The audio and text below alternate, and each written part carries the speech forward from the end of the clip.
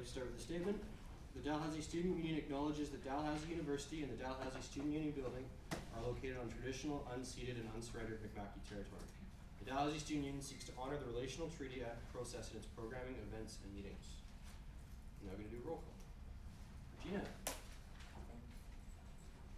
Dan Nicholson. It's here. John Hutton. Hello. Mabuba Rahman. Yes. Kathleen Reed. Here. Caitlin Lowe. Here. Jad Sino. Here. It's gonna be like that the whole night. I hope not. Basma Al Bulimi. I have regrets from Sam Dixon and Liam Hunt. Sarah Dobson. I have Rachel Conway proxying for Jeremy Banks. Drew Vecchio. I have regrets from Anthony Sakali. Rebecca Howard. Michael Davies Cole. I did see him. Okay. I have Casper Grady proxying for Harry McConiak. Amr El-Kashab. Here. Amina Prado. Here. I have Mustafa Sarhan proxying for Yazan Mataria. Yeah, here. Angela Hu. Oh, actually, I got regrets. Excuse me. Corey Larson. Yeah. Casey Moss. Oh, sorry, I got regrets from her as well. Alistair Mason. Yep. Omar Youssef proxying for Sarah Jaber. And Daniel Smith for architecture. And planning. That's right. Chris Pervin. Here. Callahan Murphy. Regrets from Corlin Turner. Kevin Hong proxying for Bart Soroka. Here. Marissa Multeri. Alexandra Hudson. Nazneen Sultana. And Mo Cabrera. Okay, and at this time I've been asked by the executive and we're going to observe 1 minute of silence on behalf of Taylor Sampson.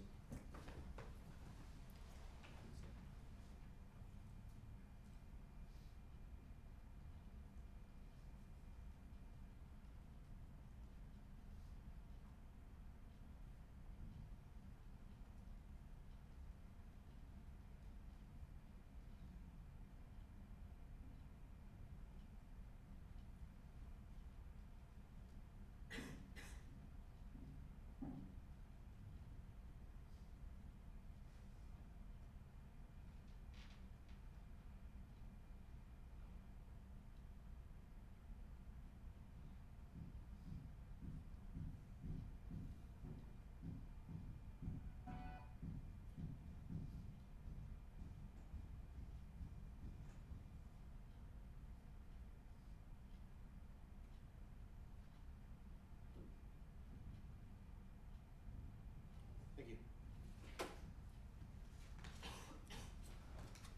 Okay, first off we have adoption of the agenda. Motion be resolved that the agenda be adopted is circulated. Do I have a mover for that? Rebecca? Seconded Corey? Okay, are there any amendments to the agenda? Amendments? Yeah, Dan? Just a motion to table the equity policy and the hiring equity policy until next meeting. We just haven't heard back from our law team about the wording of the policies. Okay, is there a seconder for that? Caitlin? Okay, is there any opposition to that? Tabling the two motions, A and B under new business to next meeting or when it becomes available? Okay, seeing none, we'll take that amendment as accepted by unanimous consent. Are there any other amendments to the agenda? Okay, is there any opposition to the agenda? Okay, we'll take it passed by unanimous consent. Next up, we have minutes of the previous meeting. Be it resolved that the minutes of July 22nd, 2015 council meeting be accepted. And there has been a request made to amend the list for Daniel Smith to include regrets. And I just kind of, he had indicated to me, and I'll explain the situation, he had indicated to me that he would not be here for the meeting. I had taken it that it was kind of a bit ambiguous whether it was going to be a proxy or regret, and so I kind of want to take the opportunity to apologize on my behalf if I hadn't been clear about it. But it is, I am going to have to start kind of being stringent with the rules on this. Be clear whether it's a proxy or regret. So in some situations, if you can say if I haven't gotten a proxy to you by a certain time, then consider a regret. That's more okay, but I'd rather it just be pretty clear cut with which one it's going to be. But we'll make that one. Is there any opposition to changing that? Okay. And actually, sorry, I need a motion on the table to approve those minutes first of all. Anyone? Daniel? Seconded Nazneen. Is there any opposition to the minutes as amended? Okay. Moving on then. Communications received. I received regrets, which I outlined there. And then also we have 2 reports from the executive that I won't speak to them, but unfortunately for circumstances outside of their control, they couldn't get in on time, and I was hoping to be able to circulate those tonight. I do need a 2/3 majority for that. First of all, well, we'll just proceed to a vote. I don't think we necessarily, I guess we'll do the formal way. Is there a mover for, yeah, Dan, is there a seconder to distribute that? Yeah, Besma. Is there any opposition to circulating, and I'll do it electronically? The reports, and maybe if there is a recess at some point, they could be printed out for people that can't access them. In any case, is there any opposition to that? Okay, so I will distribute that quite soon here. Also, I did receive communications from Mary McDonald on discussions regarding the bike lane that we're going to be having a presentation on. I indicated to her if we do proceed to any type of a discussion that I would read that out. If not, we would wait until that became some type of a motion on the floor at a future meeting, and I will hold on to that communication and read it out at that time when it was pertinent. Moving on to appointments then. Outstanding committee appointments. We need 1 council member for the Executive Review Committee. Are there any nominations for that position? Are there any nominations for the position of council member for Executive Review Committee? Third time, are there any nominations for the position of council member for the Executive Review Committee? Okay, seeing none, we'll table that one as well and move on to next point in the appointments. And that is for 2 council members to be members of the Student Accessibility Fund Committee. Are there any nominations for that? Any nominations from the floor for 2 council members to be members of the Student Accessibility Fund Committee? Third time, any nominations for council members position for the Student Accessibility Fund Committee?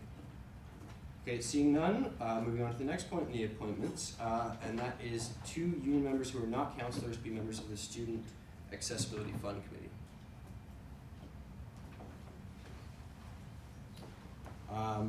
What time was that? Was that the first time? Yeah. Okay, second time. Sorry, a lot of counting here. 2 union members who are not councillors to be members of the Student Accessibility Fund Committee. Third time, 2 union members who are not councillors to be members of the Student Accessibility Fund Committee. Okay, seeing none, we will move on to the last one on our appointment schedule for today. 2 union members who shall not be graduating students for the Impact Awards Committee. And I'll just quickly say that I did receive one here. Just let me bring it up, excuse me. That was from Krishna Chaitanya Varma. And that is, so 1 nomination we have so far, and there are 2 positions available. Are there any nominations for, yeah, Luber? I nominate myself. Sure. Are there any other nominations on the floor for the position of Impact Awards Committee? Third time, any nominations from the floor for union member not graduating the Impact Awards Committee? Okay, congratulations, Raman. Sorry, Mabuber, and I just have the last names here. Mabuber and Krishna Chaitanya on that.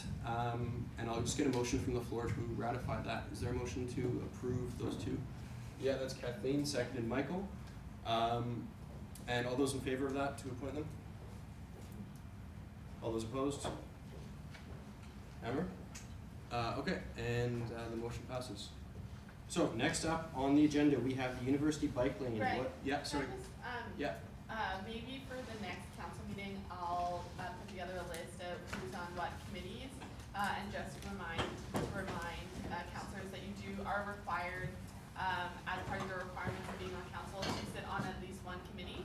And so that'll give everyone an idea of where, whether you're on a committee or not, and what committees are still left with spots that you could fulfill that obligation through. Thanks, Kayla. So next up, we have the University Avenue bike lane. What it is, what we've heard, what we've learned. Dan, you have the floor for that. Sure. Do I have a dongle? No. Do we wanna, why don't you just email her or Yeah. Slack? Yeah.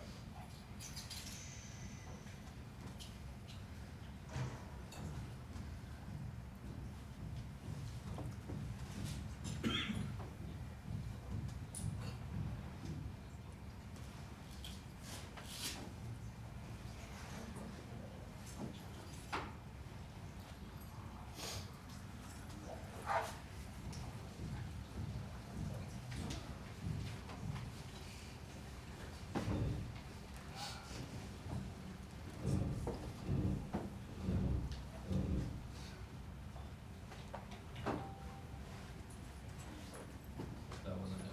No.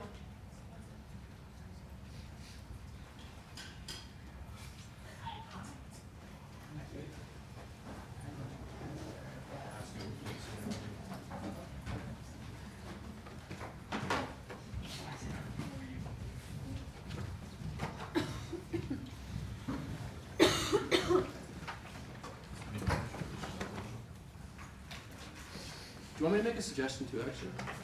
If it's okay with everyone on the floor, since we do have a visitor and council presenting, by unanimous consent, how would people feel about moving, and this is my fault, I apologize as chair, I usually kind of offer to a presenter to, if they're coming from outside of council to present first, if we could move that up. Is there any opposition at all to that? And that's 7D, and just having that presentation first.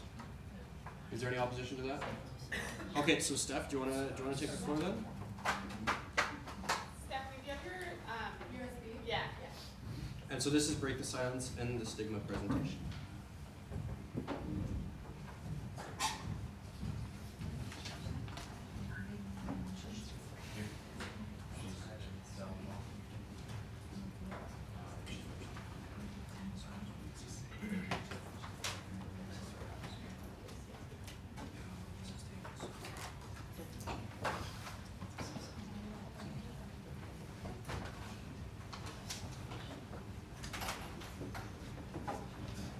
And so Steph, just to let you know, we do a 50-minute default limit for presentations. 15? Yeah, Yeah, I shouldn't be more than 8. sure. I'd say 5, but that's optimistic.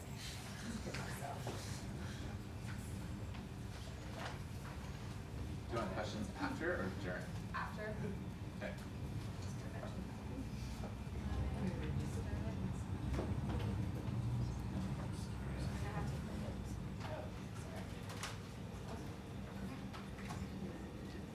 Hi everyone. My name is Stephanie Morton, and I am. Okay. It might be cut off. That's fine. I am a law student here at Dalhousie, and I'm really excited to be here and tell you all about Break the Silence and the Stigma. Thanks so much for having me, and I hope by the end of my presentation I'll be in your support. Okay, so it's a little cut off there, but an overview. I'm going to tell you a little bit about who we are, what our campaigns are, what we want our partnership with Dalhousie to be, and then how that partnership can exist. So first, BSCS is a student-led organization, and we're dedicated to ending the stigma associated with mental illness and mental health. And we want to educate schools and create a culture of peer support within the schools. So it began in 2013 when my friend and I, Cassandra, were in our undergrad at Acadia University. And her and I have a very personal experience with mental illness together for about a decade. And we loved what the university was doing with mental illness, but we thought that they could do more. So what we did was we looked at the statistics. So 20% of Canadians are affected by mental illness, and that's 1 in 5. And it's way more than that, in our opinion, because that's only the people who came out and actually responded to the survey. So those are the only ones who wanted to admit it, and the ones that came out and said so. And almost 50% of them never seek help. And then we looked at our own demographic. So suicide is among the leading causes of death in 15 to 24-year-olds in Canada.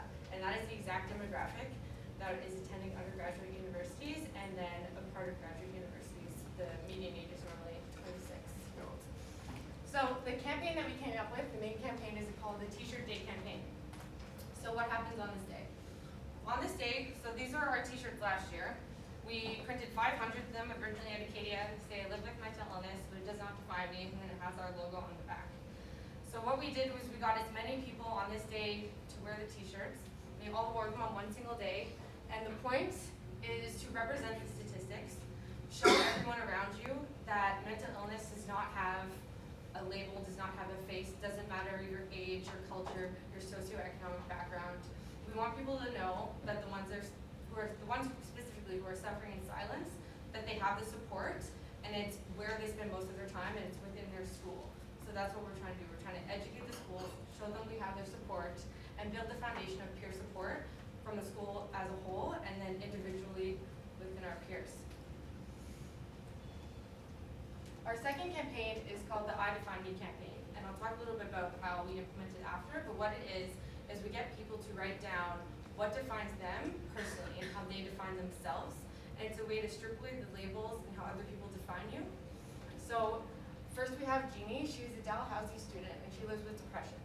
And this picture that you're seeing, which I took at the law school, was the first time she told anyone other than herself that she lives with depression. And because of our campaign, she came out and she told her family and her friends, and it was really powerful. And this is Julie. Julie's twin brother attended Acadia, and I'm sure you all heard of Alex McLaughlin. He committed suicide in 2014, and so her Define Me was I am still a twin, which I thought was very powerful. And we actually dedicated our 2015 campaign to Alex.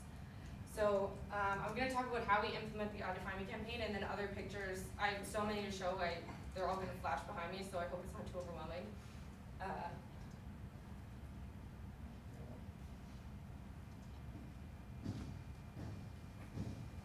It's just doing its thing. It's a slow computer. It's got a little Okay. of death. It's fine. There we go. Oh no. Okay, well, they're supposed to flash, but I guess the stuff isn't working. Sorry. Okay. Okay, anyways, so with the I Define Me campaign, this is just one example, but there was supposed to be like 100 flashing behind it. We do it as advertising for the t-shirt day. So leading up to it, we'll advertise, we're having this day where we're gonna, everyone's gonna be wearing these t-shirts, and we'll ask them to come take a photo, kind of promote the day. And then on the actual day, for anyone who didn't get to participate in I Define Me during the advertisements, we'll have a photographer with a backdrop next to where you can come get your t-shirts. People can actually take pictures in their t-shirts. And then it kind of gives people a longer time to think of what they want to write, because it's kind of hard to think about what you want to say on the spot and stuff like that.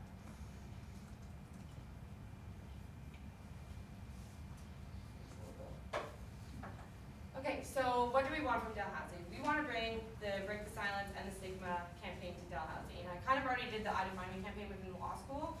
It's like a little test group, and the response was amazing.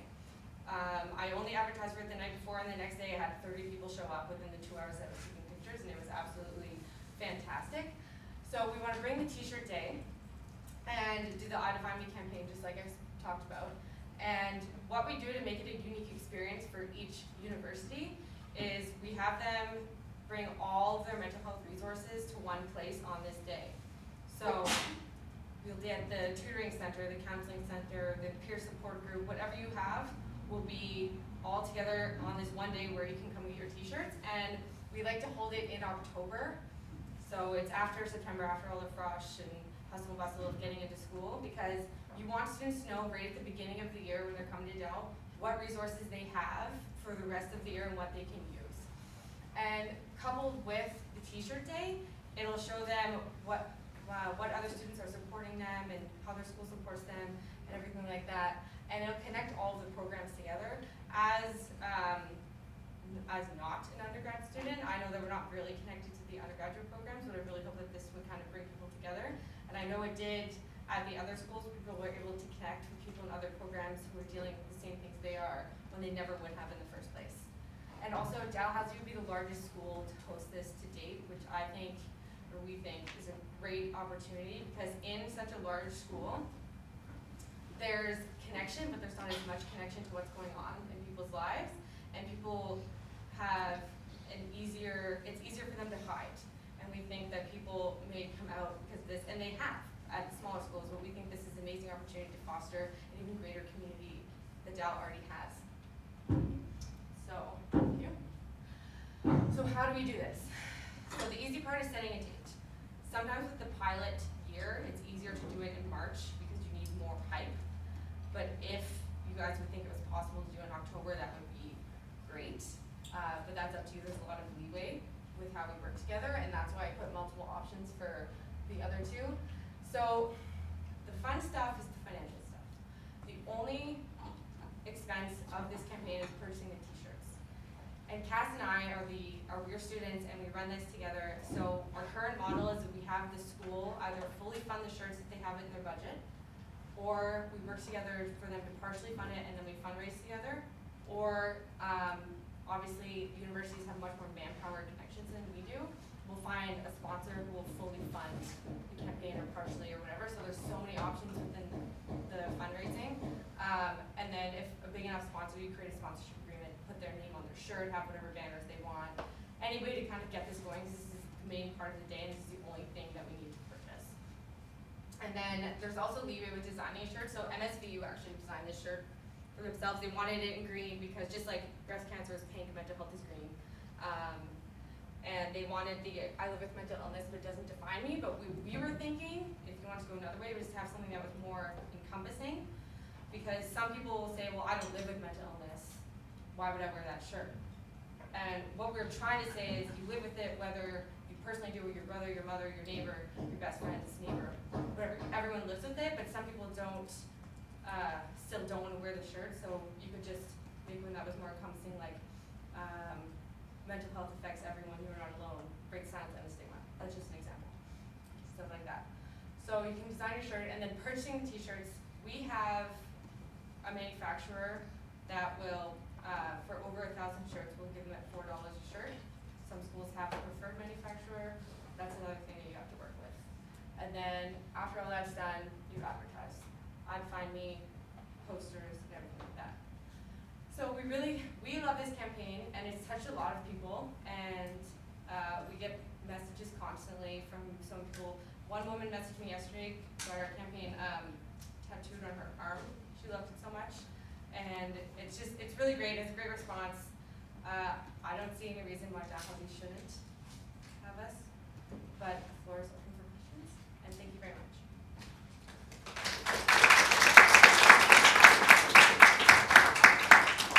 Thanks, Stephanie. Any questions? Comments? Okay. Thanks, Stephanie. I'll just say best bet going forward is to communicate with the counselor, and if there's something you want to bring forward to council, and yeah. Did everyone get a card? Did they pass it out? I think Maybe they didn't make it over there. Did they go around? Those are just the ones that we pass out when we do the campaign with every shirt. So, okay, thank you. Thanks so much for coming in. Stephanie, don't just forget your. Do more? No, the end of here. The end of there? Yeah.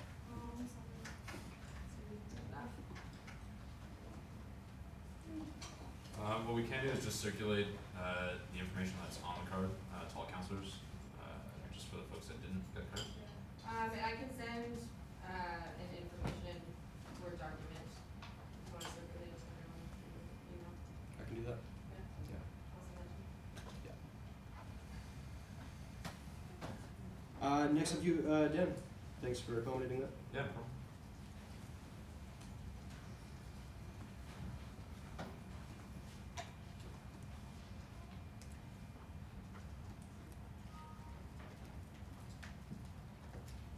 So I'm going to talk a little bit about the University Avenue Bike Lane project.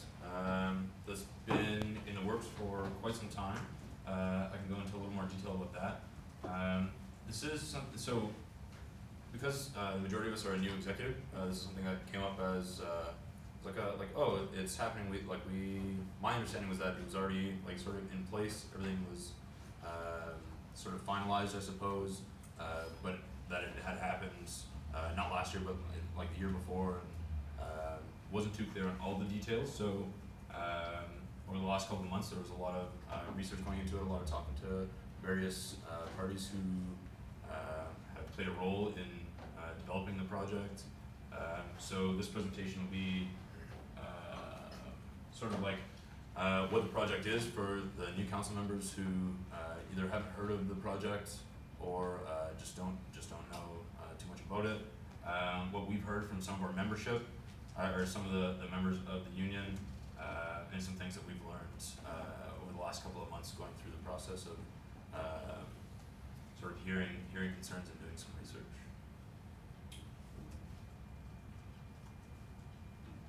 Next slide. Is that You don't have it. Saying, I've got it right here.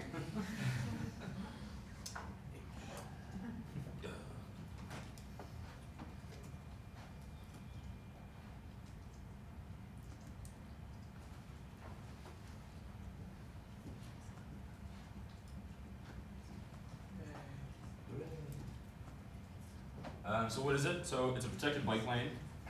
So it's a bike lane that will allow for members of the public or students that are using bikes or any sort of active transportation method to be separated in a lane of their own outside of traffic.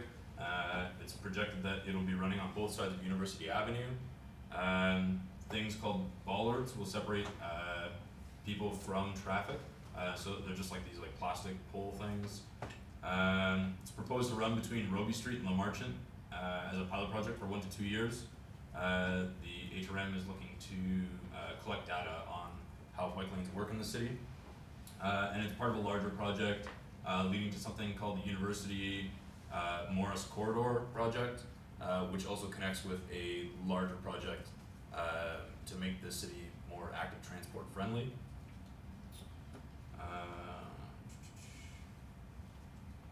Next slide. So that's just a picture of what the projected area would cover, and it also shows on each block there's a small partition that allows for drop off in front of buildings. So whether you're getting dropped off or you're unloading a truck or a vehicle or something, there's a little bit of space in there in front of each building. And next slide is like a 3D rendering of what the lane would look like. These I just got these images off of there's a bike lane website. It's an HRM sponsored website, so I just took these images right off of there. Next slide. Yep. So the executive this year, so we learned about the project in mid-June, and we learned that there are serious issues or serious concerns that came from the membership in mid-June. So we reached out to Wei Mason, who's the District 7 councillor. He seems to be the head councillor for this project. We received a reply from his office at the end of June, set up a meeting for early July to talk about the project and bring up concerns that we had received from our membership. There was a notice of motion to talk about this project at our July meeting, but unfortunately we tabled it until this meeting. So just tabled it to the next meeting. So in the meeting, in my meeting with Wei, we discussed sort of finer details of the project, a little bit of the history behind the project, where the push was coming and where the push was coming from and who supported the project. Wei had expressed to me that a lot of the push was coming from a student population, and like I said, this project's been around for a long time, so he was telling me about folks that were around 3 years ago or so. So we thought it was an interesting time to maybe update the opinion of our membership, because the project has been cut up for I think the last 3 years or 4 years or so.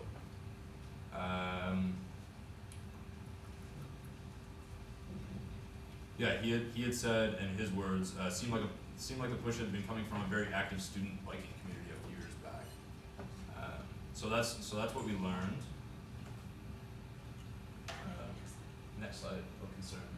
So we had some concerns come from the membership,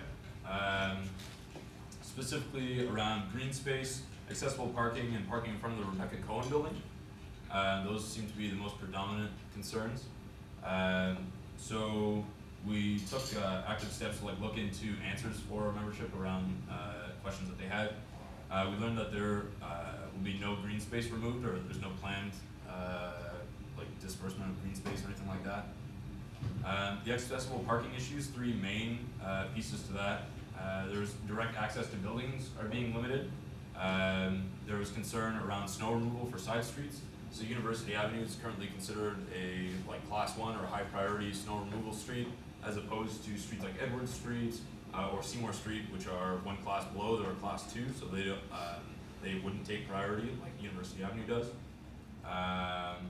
And the grade of certain side streets, so like Seymour Street, there is a slight incline. And I'm just gonna, I'll dive into more information or a little more detail around those 3 points in a moment. So the direct access to and the third concern, parking in front of the Rebecca Cohen.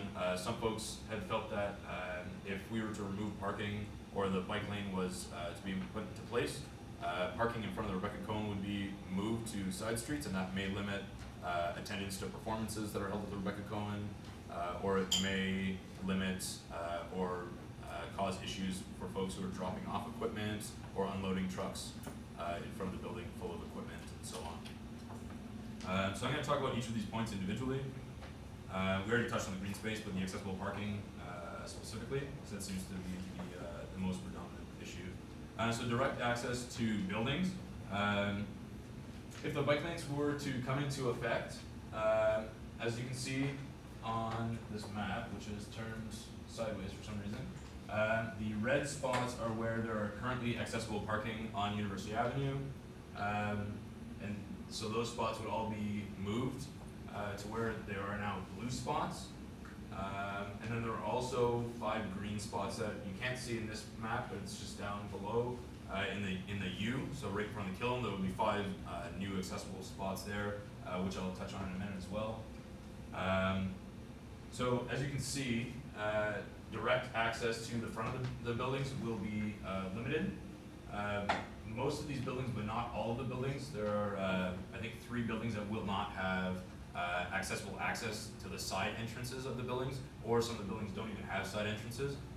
So it's problematic to push the accessible spots from being right in the front of the building and having direct access to being on the side of the building and not having direct access to buildings. So that was one concern. Also, along with the side entrances, some buildings, they do have side accessible entrance, but those entrances close in some cases much earlier than the front entrances. So if, say, a student was here who needed an accessible entrance, parked on the side street, tried to access a side building, and that part was closed, they'd either have to wait there for someone to come from inside the building and open the door, or sometimes make a very long trek to the front of the building to access an accessible entrance. Also, something that was brought up, lighting may not be as good in front of the side entrances as it is on the main street in the front building, so that may cause problems for folks who need an accessible entrance. And then also, some of these side entrances, when removing the snow, this sort of leaks into the snow removal for the side streets, but when removing snow, sometimes the university places snow in accessible areas just because they're larger sized areas, and it's like, oh, okay, no problem. Here's a large area, let's dump snow there. So sometimes considerable thought isn't given to who is actually using this space and who needs access. So that's also one concern of moving the only accessible parking spots to the sides of the buildings. And then also, so those are the main points for accessible parking, direct access to buildings. So accessible parking, snow removal of the side streets. So University Avenue, like I said, is the #1 priority, so that one gets cleared very often, leaving the accessible parking spots open and free to use. If the side streets here are not plowed right away, And that obviously impedes folks who are trying to get here during the snow months. If they can't access parking spots, then they may not have anywhere to park, and they have to park further away from the university core campus, and that might make it more difficult for folks to access classrooms and education. So that's a big deal that we are asking for answers on. The university has stated that if they were to put accessible parking spots on the side streets, that would become #1 priority for Dow campus, and they would treat that just as any class 1 or priority 1 street. So that's an answer that they've sort of given us. A second portion around snow removal. Removing snow obviously creates snow banks. So if there are snow banks along the side streets, and someone, sure, the accessible parking spot might be available, but if someone needs to get up onto a curb, some folks are able to jump snowbanks, other folks are not. So that's also a major concern, and we have yet to receive any sort of answers around cutting down snowbanks. I don't think the university has the infrastructure to cut down snowbanks efficiently, but they may have a different answer for me that I'm they may have the infrastructure that I'm unaware of. So that's the snow removal piece of things. So there are still some unanswered questions. So the bike lanes and the bollards they're up year round? So they don't come down. So in the the bollards winter? will be up year round, and it's interesting. They will use those little sidewalk cleaners. Yeah. I don't know if anybody has seen those. They're like smaller sized snowplows, but they're drivable. And they'll use that to clean the bike lanes actually. So the bike lanes will be usable during the winter. That's the plan. Otherwise, if we could see any questions for after. Yeah, sorry. Thanks. And the third portion of this accessible parking that we've heard, the grade of side streets. So there is a slight incline on Seymour Street. I'm not sure about Edward Street. I think there's a similar incline, so we're just placed on a slight hill. So one of the main concerns is that if accessible parking is now moved to the side streets, does that make it more difficult for folks to climb this hill, especially if they're in a wheelchair or if they have enhanced mobility issues? Then it just might be more difficult, more of a trek for folks to kind of climb uphill to get to University Avenue.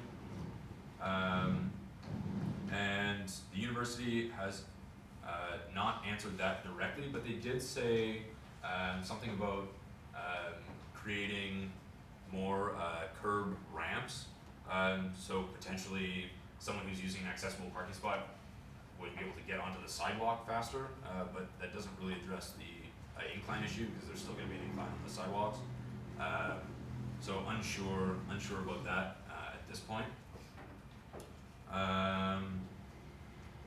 In terms of parking in front of the Rebecca Cohen, Dow has made a statement that they're committed to making the parkade next door to the Cohen more accessible. They haven't gone into detail about that, so I don't know what that means. Whether or not they look at pricing, whether they look at advertisement, whether they look at reallocating spaces within this parkade, unsure. We have yet to receive answers there. Also, I should probably note that August is vacation month for the university, so a lot of people are on vacation. So that may also contribute to not hearing back on certain things.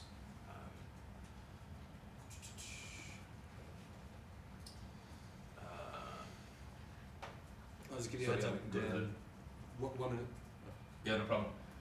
So to keep in mind, the university is committed to adding in more accessible parking spaces if requested. So that's an avenue that folks can take in terms of looking at alternative options instead of, let's say, like opposing the bike lane and saying this bike lane is a terrible project, let's not do it.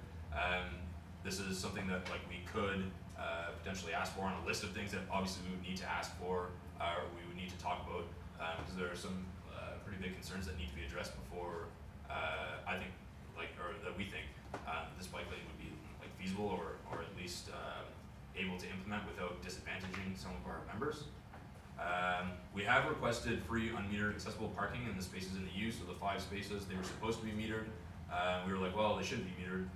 So the university said, okay, no problem, they can be free with a time limit, I think 3 hours or 3.5 hours. We also requested extra curb ramps, that they be installed at any new parking spaces on side streets, and that was accepted. Next slide. So now what? So over the next month or so, we want to like reach out to our members more and kind of get a sense of where everyone is at, because this, like, obviously this has come to our attention as a real issue. So we'd like to update our membership's opinion and kind of take a look and see what folks are thinking before we move forward. So we can solicit member feedback through informal methods, social media, tabling, email, etc.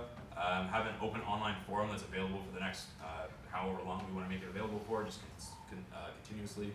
We can host 1 to 2 open forums or town hall meetings in mid to late September, which would give us some time to compile any sort of data, present to council in a package or in a report.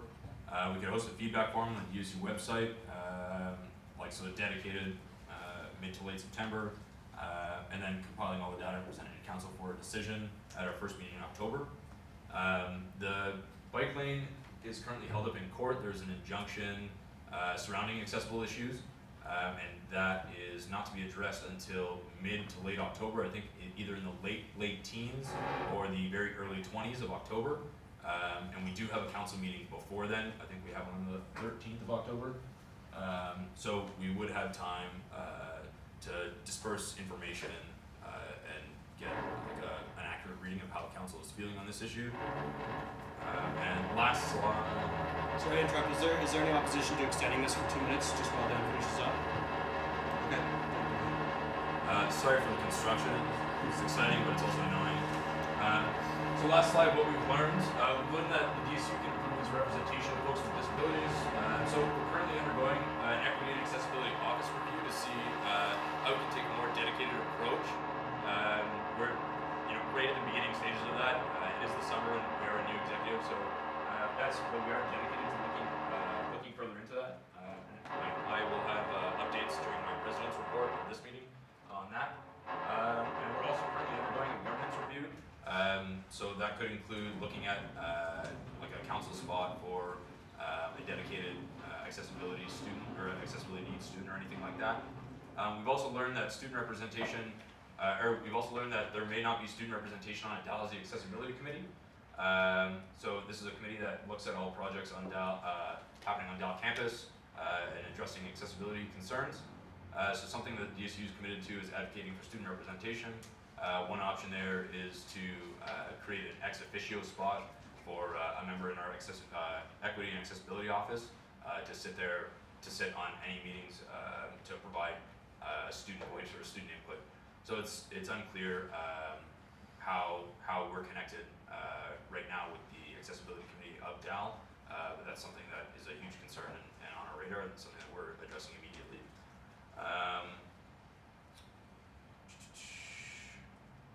So that is all I have in terms of the University Avenue bike lane. Like I said, it's a fairly new thing that has come up to us, even though it's been a long-standing project. I did just get an email during council, convenient, with information from the university about what they've done in terms of student consultations. And they, unfortunately, they don't have dedicated minutes or dedicated documentation to what was, like how everything went about. But I do have an email that I can forward to the council after this meeting with all the information that's on there. Thanks, Dan. So I think the best way we can do this is have just a kind of brief question and answer period, especially given the contents of the presentation, namely that it's going to be an ongoing consultation process. That we can kind of just limit it to questions and answers about the presentation. And on that note, I will hold off on the Mary McDonald letter and forward that to you, possibly to be going into the consultation phase if that happens. Absolutely. So are there any questions, brief comments about the presentation? Yeah, Jed? I don't know if I missed it, but did you say all the parking on University Street will be gone, or will it be moved just closer to the middle of the street? No, so all the parking, so there's a bunch of metered parking and a few accessibility spots. All of those will be gone, and it'll just be bike lanes on either side of the one-way streets. And then the accessible parking spots, sorry, the picture's not up again. The accessible parking spots will be moved to side streets. To note, there are 2 on the corner of University Avenue here in front of the sub. there won't be two on this side street here, and there won't be two like on the next side street. They're only moving, they're only putting one accessible parking spot on each of the side streets. However, they are putting in 5 accessible parking spots down by the U, but you can see why that's somewhat problematic. Steve? Is there any data like how many actually people are using this segment? Like how many actually bikers are going through these segments in each day, or like some kind of data based on what they're implementing this project here? Because it's kind of like physical infrastructure. Once you've done it, like protected bike lane, then it's done. It's there. Yeah, so it's kind of like for me, what I would say, like if it's a tropical country, kind of like all day summer, like all the time. Here it's 8 months is winter, and in winter, I think hardly very few people are biking, and mostly people are using car. If it's in my country, then I support it completely. And also, this is the main big issue. Like it's why it should be one thing is that if data is available, like how many bikers are here. If it's bikers are really a lot here, then it's better. Like okay, I'm going for that. And also another issue is also like it's not connected. You are making this line as protected bike lane, but it's not connected with other lines or any other things. Right. So Kind of is. No, it's not yet, but that's. it's not yet like Yeah. it's just totally like beginning with this one. So it's kind of like for education purpose, there are a lot of people coming and they need access to each door-to-door access. So it's kind of like I don't know where 8 months is summer, like summer is 4 months. So Right. you will look at that. Yeah, so data. so data, I haven't seen any. I've done I would like to say extensive research on what they have proposed and sort of the presentations that they're giving. I haven't seen any data in terms of like how many people would be using the bike lane or like how many people are currently biking on the street. In terms of the like summer versus winter months, yeah, I think that is a really big concern. Their response to that was like, oh, but we're plowing the bike lane, but if the bike lane isn't connected to any other plowed bike lanes, then it's just gonna be like a strip of plowed in the middle of like a it is part of a pilot project to kind of show how successful the bike lane could be as part of a larger picture to connect University Avenue, which turns into Morris. They want to go University Avenue down Morris all the way down to the waterfront, and then protected bike lanes all across the waterfront, or either Barrington or I think it's Barrington from the map that I saw. Yeah, I'm pretty sure. Yeah, or Hollis. Yeah, I think actually there is a bike lane on Hollis, or is it still same situation? Yeah, it might. Yeah. So it is part of a larger project that isn't done, but this is where they want to start. The person in the gallery, did you? I noticed. Yeah. I'd love to if I. Yeah. Yeah. If I Yeah. may. Yeah. Can you put pictures up on the screen here on it too? So is it concerning this presentation in particular? Yes. Is it a question? Yeah. No, it actually illuminates what you don't see when you put up the chart of Yeah. here are the 5 spots, they look like just on the chart. Yeah. This shows you from a picture taken at the 5 spots in front of the Killen Library, just how far that distance is. It looks very minimal on that. This puts it in a whole different perspective. And I appreciate that, and I think what's going on here is we're trying to get an information type, and I Okay, so if I can give this, or if I think it was best if we hold that off until a meeting when we're actually debating something. Okay. I understand that it's an important perspective, and it should be. Well, yeah. Yeah. Dan? I can address that also, because that was a concern that we also raised, because it would like the spots wouldn't be wide enough if you wanted to side load or side unload or anything, especially with like a ramp that comes out of a van, which is a huge concern, especially if you're using a wheelchair or anything like that. So what the university did tell us is that those spots are double wide spots. Like each individual spot is a double wide, which allows for loading of a van in the back or on the sides, and that would be made available for all 5 spots.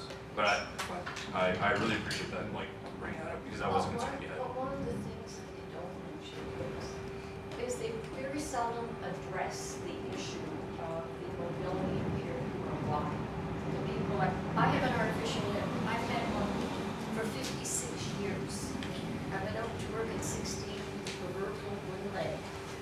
Those accessible parking spots are gold to somebody who has a walking impairment. My limit is 9.5 pounds. If I were to walk across the room with you, I'm going to burn up anywhere between 40 and 70% more oxygen, more energy. And that's not my comments, that's the 4Ms of Canada. This would also have an application to people who have, say, MS, who are dragging leg, who had a stroke. Also, the other group that doesn't seem to be mentioned here is the seniors who have disabled parking tags and who partake of your university.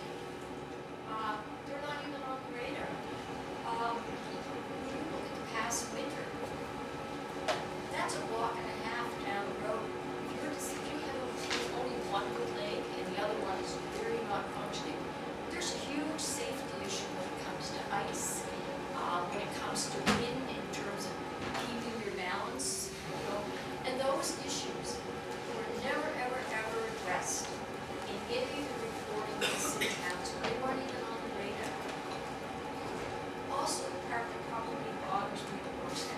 I'm sorry, I hate to interrupt again, I really do appreciate your Okay. perspective here, but we are trying to limit it to a question and answer type discussion. Oh, I'm sorry. Yeah. I just do want to say that Yeah, no. I really, really am pleased to see the amount of questions that you looked at. That's really heartening to me, because you've looked at the issue from so many good angles, and that pleases me very much. But my final thing is it saddens me though when this issue becomes disabled issue versus an able-bodied issue. And this is much how this is playing out to me. And somehow there should be a better way to do this. Maybe you had to put more parking on each of the very side streets at the very end so that people could get wherever. But making people walk and half of the weather, but also, you know, is not the way to do this. You know, it's safe. It's also a human rights issue. The province, if you don't know, has drafted accessibility legislation in November 2014. Yeah, and I'm sorry to cut you off Okay. again, we are just trying to keep it Okay, limited. just- I invite you afterwards, leave your email with me and I'll make sure to keep you in the loop on what's going on in the discussions I that guess come what from I'm this. saying though is you can all look it up and you can see Absolutely. what the proposed accessibility legend, if you look up the accessibility legend for Nova Scotia draft legislation, it brings up some points that this really you should have a look at. Okay. All of you, just go on the line. Okay, thank you very Okay, much, thank appreciate it. Next up I have Michael. First of all, I want to thank the lady for bringing up those comments. They're very true, and I think that a lot of them we had to listen to because we don't have a spot on this council for accessibility issues. So they're information that we should have heard all year long and before this, and it's never been brought forward. Second of all, Dan, you said they talked about winter cleaning. They're going to actually have dedicated cleaning the bike lane. Have they listed about dedicated cleaning for the handicap spots?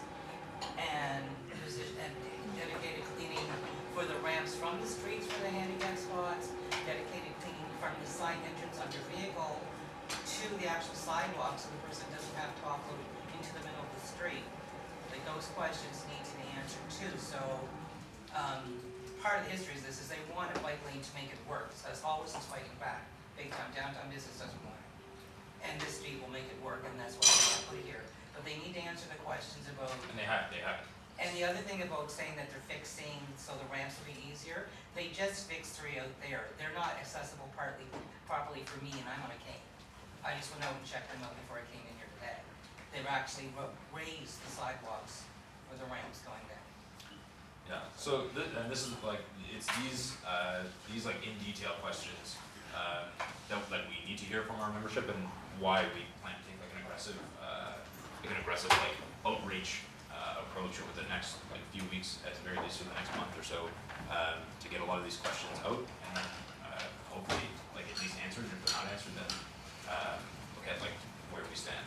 It's like, I mean, I'm not against the bike lane, but I think the issue for wanting to take it on, because anybody that walks with me, and a lot of you guys have walked with me, I'm really slow, and I'm slow because I'm disabled.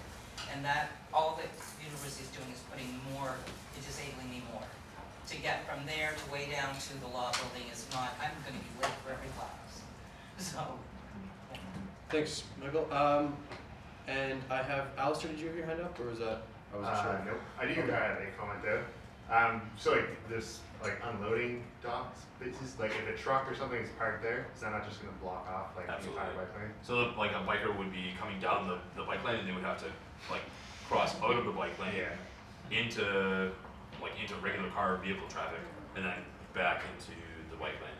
So like theoretically, if at every single unload spot there was a truck unloading or someone unloading, it would be like in, out, and it's only a four block lane proposal, right? So the biker would in essence be spending more time outside of the bike lane than inside the bike lane. But all very valid questions. So next up I have Daniel and Kevin. I'm just without objection, and if there's objection, that's fine, but I'm kind of, I think it might be time to kind of wrap it up. It sounds like what I took out of that presentation, there's going to be ample opportunity to be advocating for one side or the other, and it's not necessarily the time and place today. But that said, I do have 2 more people on the speaking list. If there's objections to that, we can cross that bridge when we get there. Daniel, I had you next, and then Kevin after. I just really want everyone to sit or especially if you just take note to contact the planning department because they deal with this. That's what they do. So if you could just get them on board, they'd probably love to help facilitate these meetings, public consultations. That's something directly what they'll have to do. So if you can just note that. Thank you for that. So Kevin next, and then sorry, Jad, I understand you had your hand up. Okay, so Kevin and then Jad. So in a similar vein, just a point of clarification, who's actually responsible for the bike lane project? Is it the city, or is it the school, or are they It's- collaborating? The school's paying for it, but the city is promoting it. I suppose if that clears things up. So I mean, if we want to independently bring concerns, who would be the proper person to go to? I would email Wade Mason, Councilor of District 7, because the bike lane is in his district. He's also been publicly advocating for the bike lane. So if you had concerns, I would bring them up with him. But you could also contact facilities management of Dalhousie, and then you could also, and I encourage you to also contact the student union because we are official advocates for the student population, right? So I think there are those 3 distinct avenues that you could take. Okay. Next up I have Jad. Are the plastic rollers that are going up as well, are they necessary? And why would they propose them in the first place? So why not just paint a lane on the floor like a lot of other places? Are there statistics to show that those lanes aren't effective, that I think it's just more dangerous? Because it just seems like a lot of more infrastructure that isn't necessary. Right. I mean, you could just... It's just the dedicated protected aspect of the No, bike. for sure, but I mean, is it significantly more safe than if it was just a lane? Are there such high accident rates I on think just the the lane? idea is there's nothing like it in Halifax yet. Right. So the pilot project to see if that would replace cycling, because I found a lot of apprehension to cycling is that people are scared to be cycling in the street with the regular traffic. There is a website also, it's an active transportation plan that the HRM has, and they have stats on there specifically regarding protected bike lanes versus just regular painted bike lanes. And that's I can circulate a package to council with some of the things that were brought up here tonight, and probably some emails, the email of Wade Mason, the email of facilities manager that you can contact, and probably this presentation as well. Nazdeen, was it a question for Dan? No. I just going to answer it. I think it'd be best to wait. Okay. It just okay. I think I will just show you later. Yeah. I had a quick one. Is it a question for Dan? It is. Okay. About the injunction, did you say council's going to be addressing that further late October? Addressing the injunction. Or just in general, we'll know more? I can get more dedicated information on what the injunction is, who's bringing the injunction forth, and the specific date. I know the injunction is being dealt with in court, so not by our council, but in court. It's either the late teens of October. I think it's October 28th. October 28th, maybe. I will double check that. Thank you for that. But yeah, so that will be addressed in court October 28th. So it gives us a little bit of time to do a more thorough sort of like reach to our membership and either come up with like a strategy to enhance accessibility around campus. Like I think this might be a really good opportunity to say like, hey, the way the plan is formulated or laid out right now is not cutting it. So either we like double the number of accessible parking spots and address the other like major concerns that have been brought up, or we take another route. I'm unsure, but that's what we're hoping to sort of solidify in the next month or so. Okay, I think best move on with the agenda now. Can I make a closing comment? Sure. Yeah. I just wanted to thank the folks that came out in the gallery to bring up concerns or to just kind of take part in this portion of the presentation and the discussion. So thank you. I like Maybe a that stuff. clarification on funding. I think we should probably Okay, add. I was just gonna, the gentleman asked where the funding was coming from, and it's a combination of the province, the city, and DAP, Thank you. okay? Okay, moving on with the agenda. Next up, we have executive goals, and the whole executive, if I understand. Sorry? Sub-Reno update. Oh, I'm sorry. Yeah, I have a tendency to do that. Yeah, sub-Reno update. You still have the floor down. Sure. All right. So was that number 15? Yes. Okay.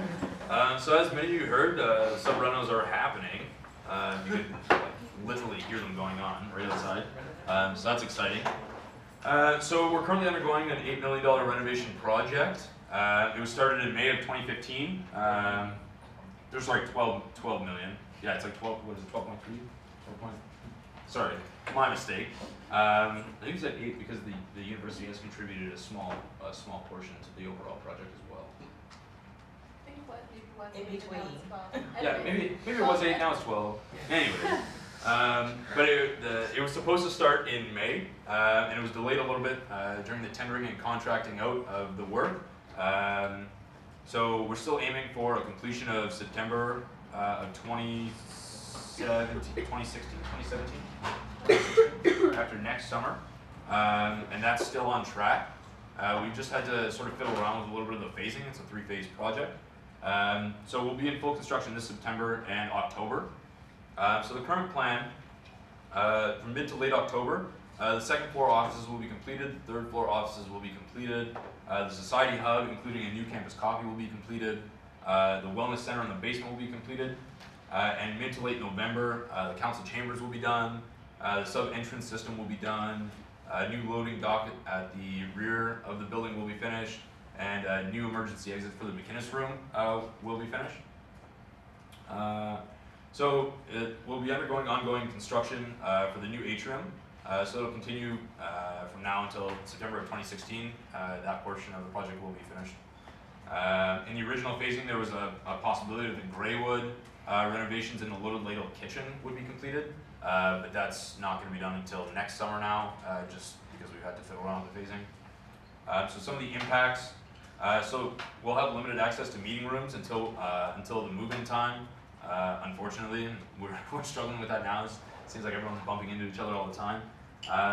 The third floor meeting rooms are currently being occupied by the executive offices and the staff offices. So if you've been up there, you'll see it's like a cubicle city. It's great for having, conversations with the whole office. So that's fun.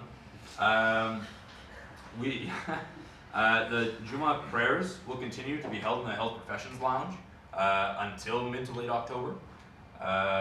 Campus Coffee is going to stay in the same spot that it's in. It's on the third floor in a temporary little spot until mid to late October. Work on the entrances. They're doing like some work on the front doors and the council chambers that are going right above the front doors. So temporary entrances will be fully automated and accessible. In terms of societies, DAS will be using their office in the McCain, so right across the street. But we will have a mini society hub until we get the full ongoing society hub up and running. So there's going to be spots for DISA, the DSS, lock space for the Gazette, and storage for the DMCRT in the travel cuts basement space. And there will also be a shared kitchenette and seating area in that space, in just like the temporary hub space. Loaded Lidl and Annisburg will remain in their current space, which is they're sharing an office currently on the 3rd floor, right beside the exec offices. So it's in between the 2 bathrooms on like the left-hand corridor side. And there will be a new finish in the space. That was the old wellness center for folks who remember the old wellness center that was in that room. And Del Oak will be moved into their basement office for September, which will be eventually their permanent space. So those are the updates that we have on sub-renovation phasing changes. I suppose anybody has any questions on that. Any questions? Greg, can I just, Yeah.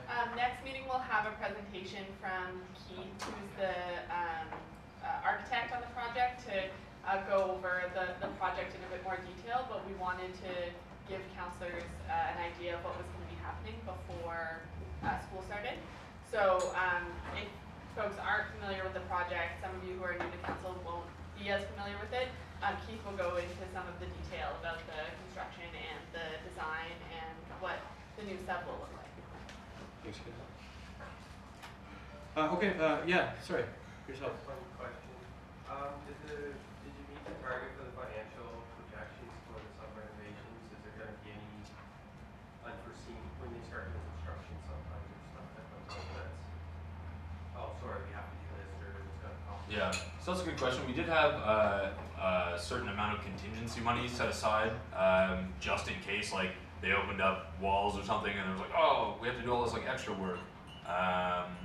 So I mean, there is like some money set aside.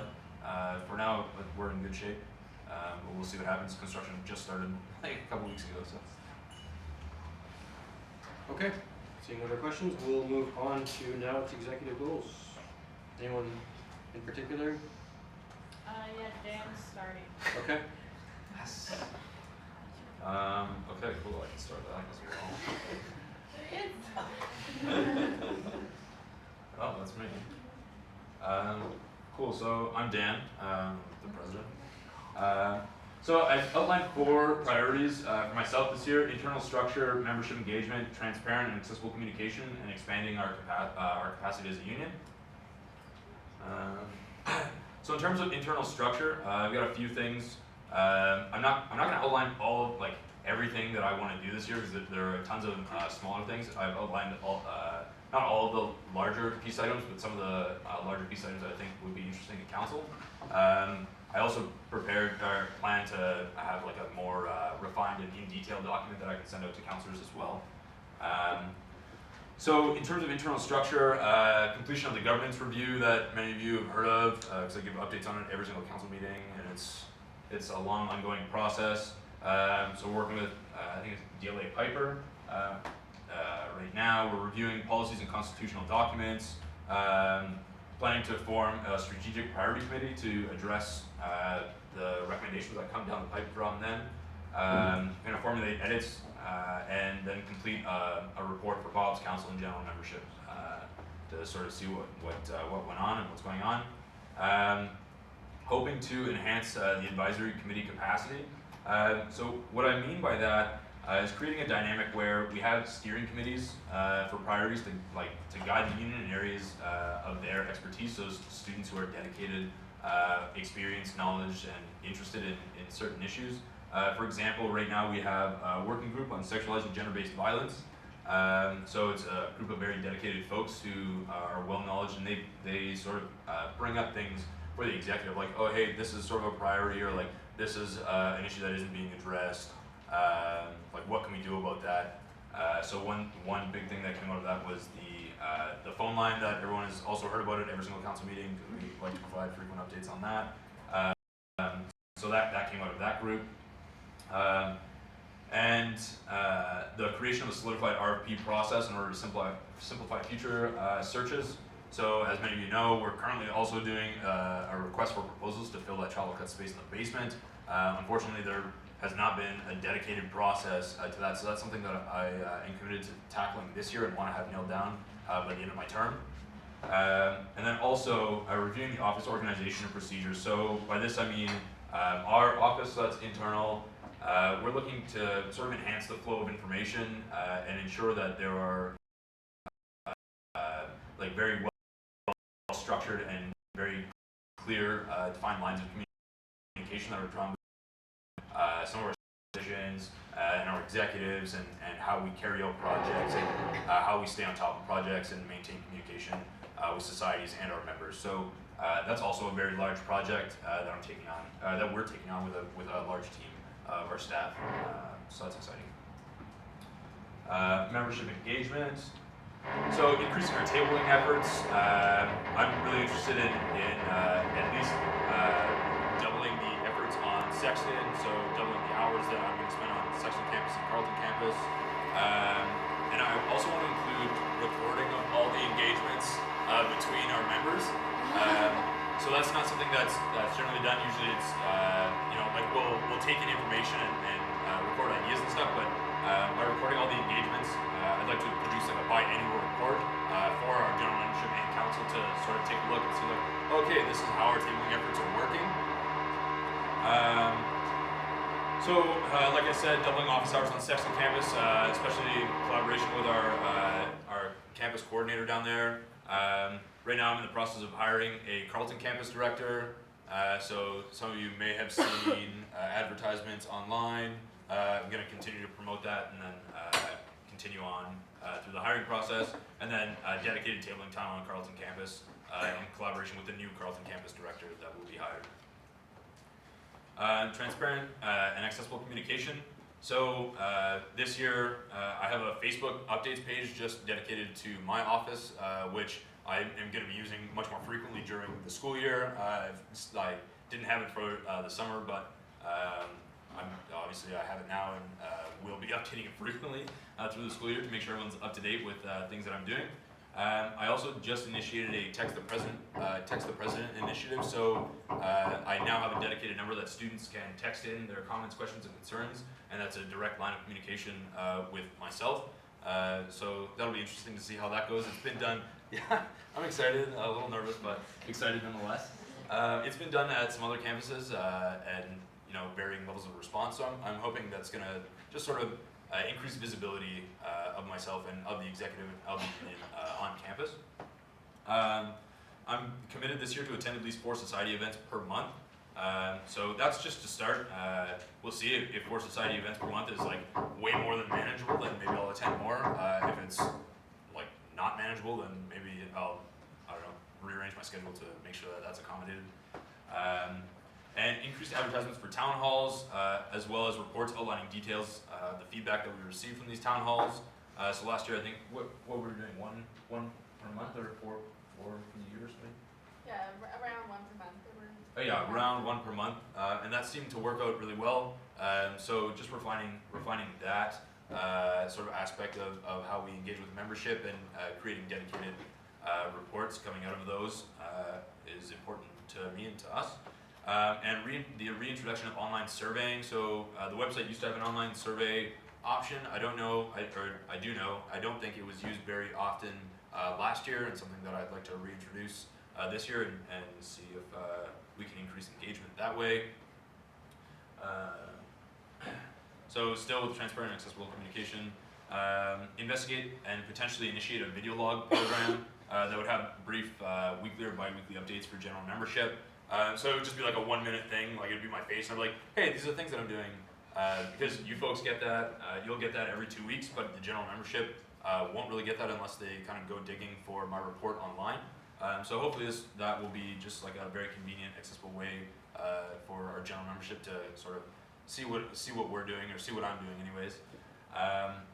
Implementation of rotating tabling efforts to hit major hotspots all over Dal campuses. So not only increasing the number of hours that we're tabling for, or that I'm tabling for, but I'd also like to move around and sample or survey various buildings or various areas on campus to kind of get a wider sense of what our population is talking about and what's important to them.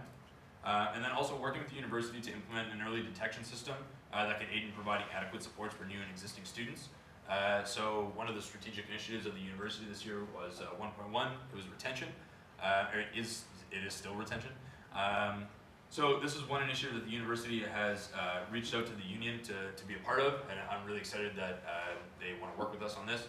And I'll have like more updates on this as we move along in this project. And finally, expanding capacity.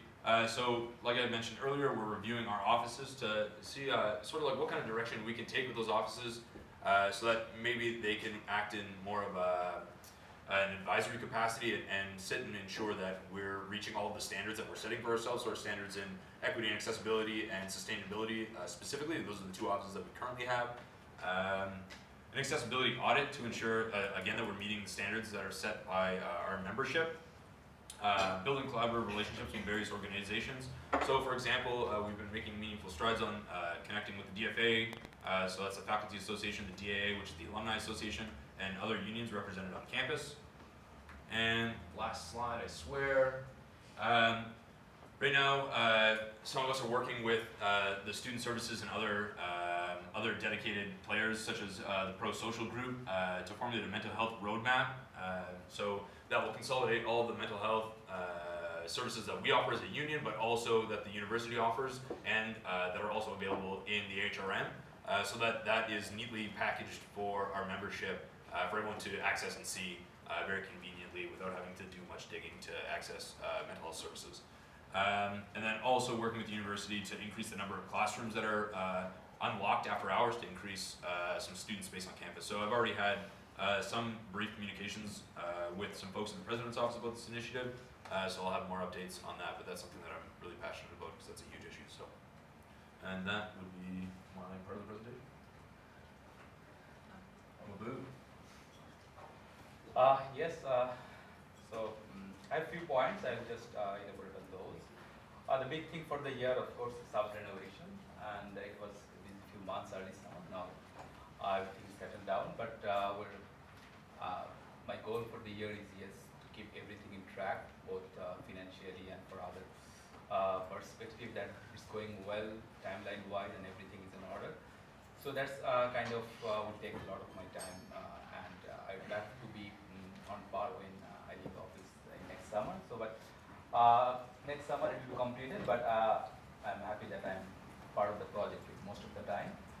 Health and dental plan review, is ongoing because as you know, last 2 years we are losing money from a health plan. So last 2 years we are kind of balancing it from our own reserve, but this year we had to have some money from the health investment, and that we did in last 2 months, and now we are okay. But for the coming year, we already increased a little bit of our health plan fee, and of course have some consumer-driven model in place. And this year will be kind of review that how these two works in terms of how much we are in either deficit or how it covers. Then for the future, we need to take more steps if needed. So that is kind of review here for the health plan, whether it's doing well or need to take more steps. That is one of the things in my radar.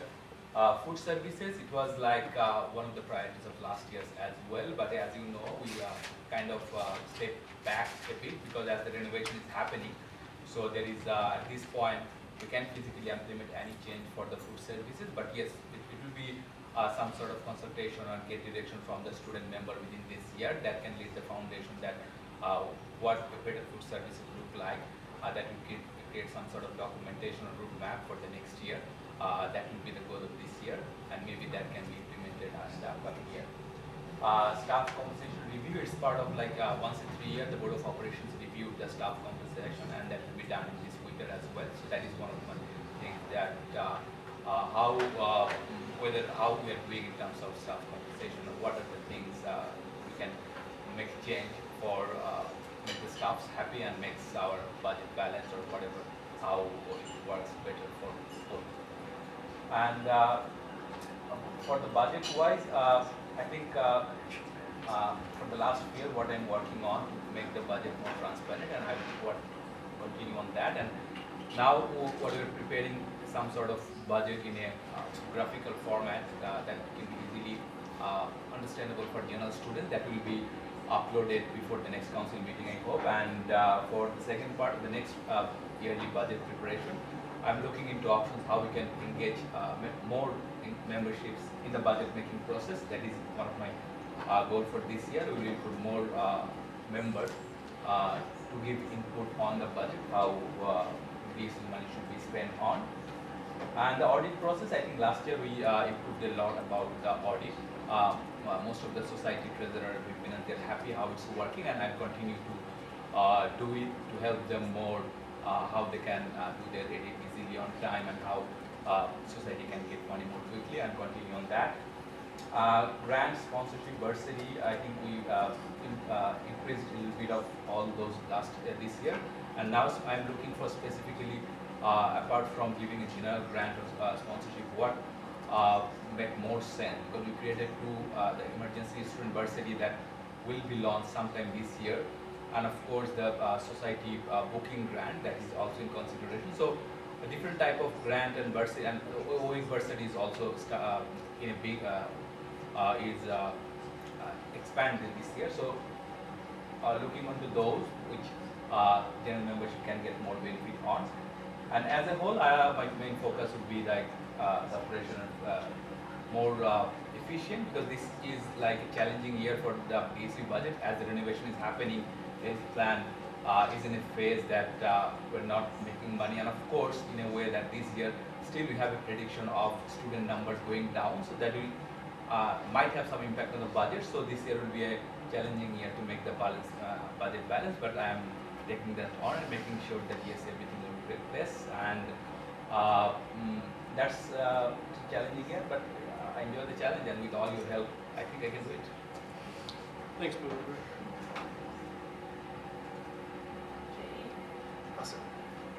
Just one second there. Okay, so just, I'll try to make it quick, but just a comment. These are goals that are endorsed by the whole executive. It's not just the platforms we ran on back in May. So what Dan's plan and Mabuba's plan is also my plan. So just keep that in mind. So starting off, here are my 5 things I'll be focusing on this year. The top, of course, is to try and achieve reforms in the post-secondary education sector, both in terms of here on campus, provincially, and federally. Because we've moved to an independent advocacy model, we have to try and build a department here within the Dalhousie Student Union that can do that work. Advance issues of equity and human rights on campus. Work on Senate reform, and working on this one right now, trying to strengthen the student voice in the federal election. That's going to impact students for many years to come. So, moving forward. Within achieving, also a lot of these goals have overlapping items within them. So one of these examples would be the skills conference, which we're planning for September 17th and 18th. And this is to try and engage as many students as possible, so more people than just the 5 DSU executives have the skills in how to run campaigns, how to write letters to the editor, how to talk to your MLAs, and how to raise issues. So we're hosting that. We'll also be working with societies that are doing issue-based advocacy. So an example last year could have been Divest-Dal, but in this case, recently Engineers Without Borders is starting to run some issues to the federal election around, say, global poverty. So trying to find those students that are already working issues and giving them the resources they need, because that's creating a student movement rather than just a single student organization. A big thing coming up is the tuition reset. Dalhousie's made some proposals around implementing substantial tuition hikes within the engineering, pharmacy, and agriculture programs, but also just tuition fee hike increases all around. So you have to try and challenge that. There's been examples like just in Newfoundland this year, tuition fee hikes for international students were actually defeated. So it can be done, and we're going to try. Part of that involves getting the external committee of council going, making it active, and run some fun campaigns to get the job done. And also working with coalition partners. That means other student unions in the city. We talked to literally every student union, the labor unions here on campus, and provincially there's something called the Post-Secondary Education Coalition, which consists of a few student unions, including ourselves, Dal Faculty Association, NSGEU, ANSUT, and QB. So working with all coalitions to advance the student voice at all levels of government. Within building the campaigns department, we use the word advocacy a lot, and I realize that that's actually a problem, because advocacy and campaigns, I think that the DSU does both of, but they're different. Advocacy is where we're doing casework. So a student has an issue around plagiarism, and a student advocate would support them through the process and try to get them the best result. Campaigns is when we're actually trying to change policies and implement new legislation or something like that. So making that distinction is helpful, but again, both of those fall in my portfolio. So we're actually trying to expand DSU advocacy services, which we're currently, like, if you have a plagiarism charge, a law student will help you through it. We're trying to expand that so we can also deal with code of conduct and sexual harassment policy cases. So we have a law society students being formed, and we're trying to build a volunteer base, and within a year we should be able to fold that into DSAS, which is exciting. Sorry to interrupt. Is there any objection to extending it by 10 minutes?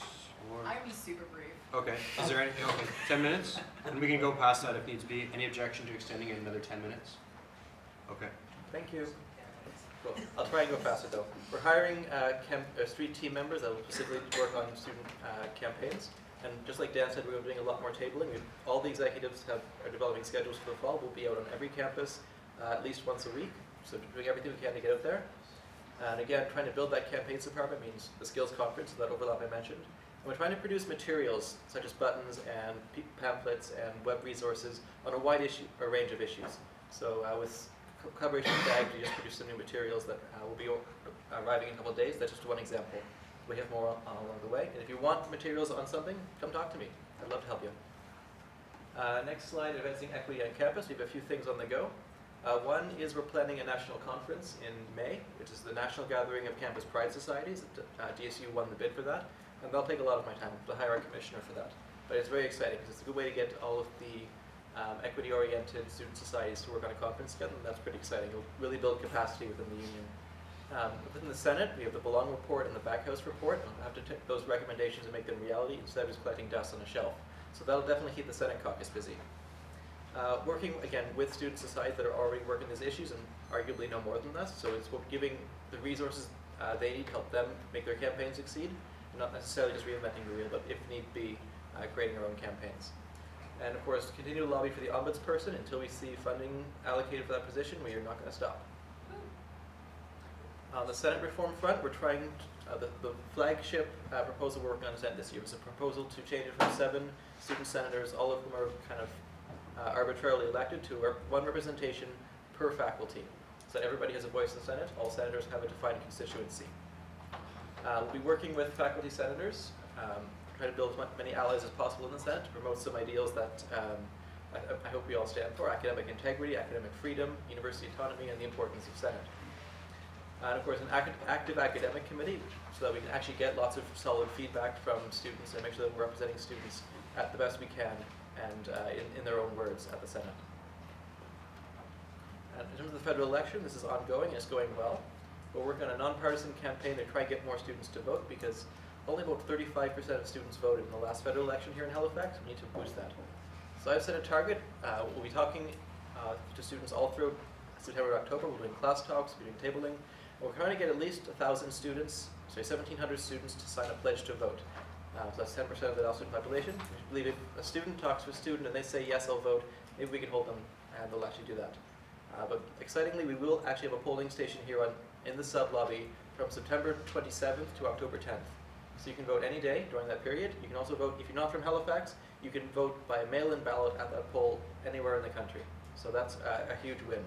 I'm very excited about that. We'll be doing a series of fun events for the election, such as a first-time voter birthday party, and working with the Political Science Society to have an election results party, among other things. We're also planning an all-candidates debate. So those are the things I'm working on. Thanks, John.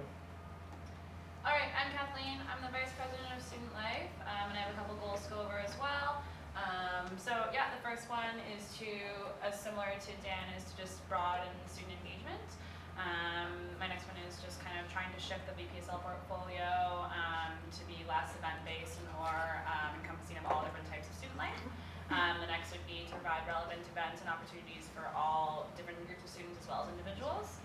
And then finally, to establish a sense of community within the DSU. So just regarding broader student input, I won't go over everything here. I think what we should probably do also is circulate this presentation, maybe, if counselors want that. That would be cool. So my main point under engagement that I think will really help engaging more input from different student groups is creating a student life committee that is active and working. So there's one that I am supposed to have under council, but I'd like to open that up to have as many non-counselors there as would like be. I have a really active orientation week committee that goes on through the summer where we're about 40 students sit on, and I'd like to kind of try and duplicate that to exist throughout the year as well. I'm hiring 2 student life programming commissioners who will hopefully help facilitate that as well, and as well as another commissioner for athletics and recreation. So that should be pretty cool. My next one within shifting the VPSL portfolio. So I really hope to work with other execs and full-time staff as well as part-time staff to create kind of a less siloed workspace. Right now, we're doing really well at collaborating a lot of different projects and also collaborating with just members in the union on things like the phone line that we have all been working hard on. So trying to make sure that all members who are working for the union are working together on initiatives. I'd like to increase my involvement in actions all over campus, such as advocacy things that would fall under JD's portfolio or internal things that would fall under Caitlin's. I think that we should all be working together to make a strong team. Next I have providing relevant events and opportunities. So I think the Student Life Committee is going to help me in kind of understanding what events are wanted on campus and what events have a need for it. So if you think that you represent a certain group of students who are underrepresented at events or something like that, then I highly encourage you to join us, or even just come out and send me a message and be like, hey, I love soccer and there's no soccer events, like let's make that happen, right? So that's just kind of what I'm hoping to do with that.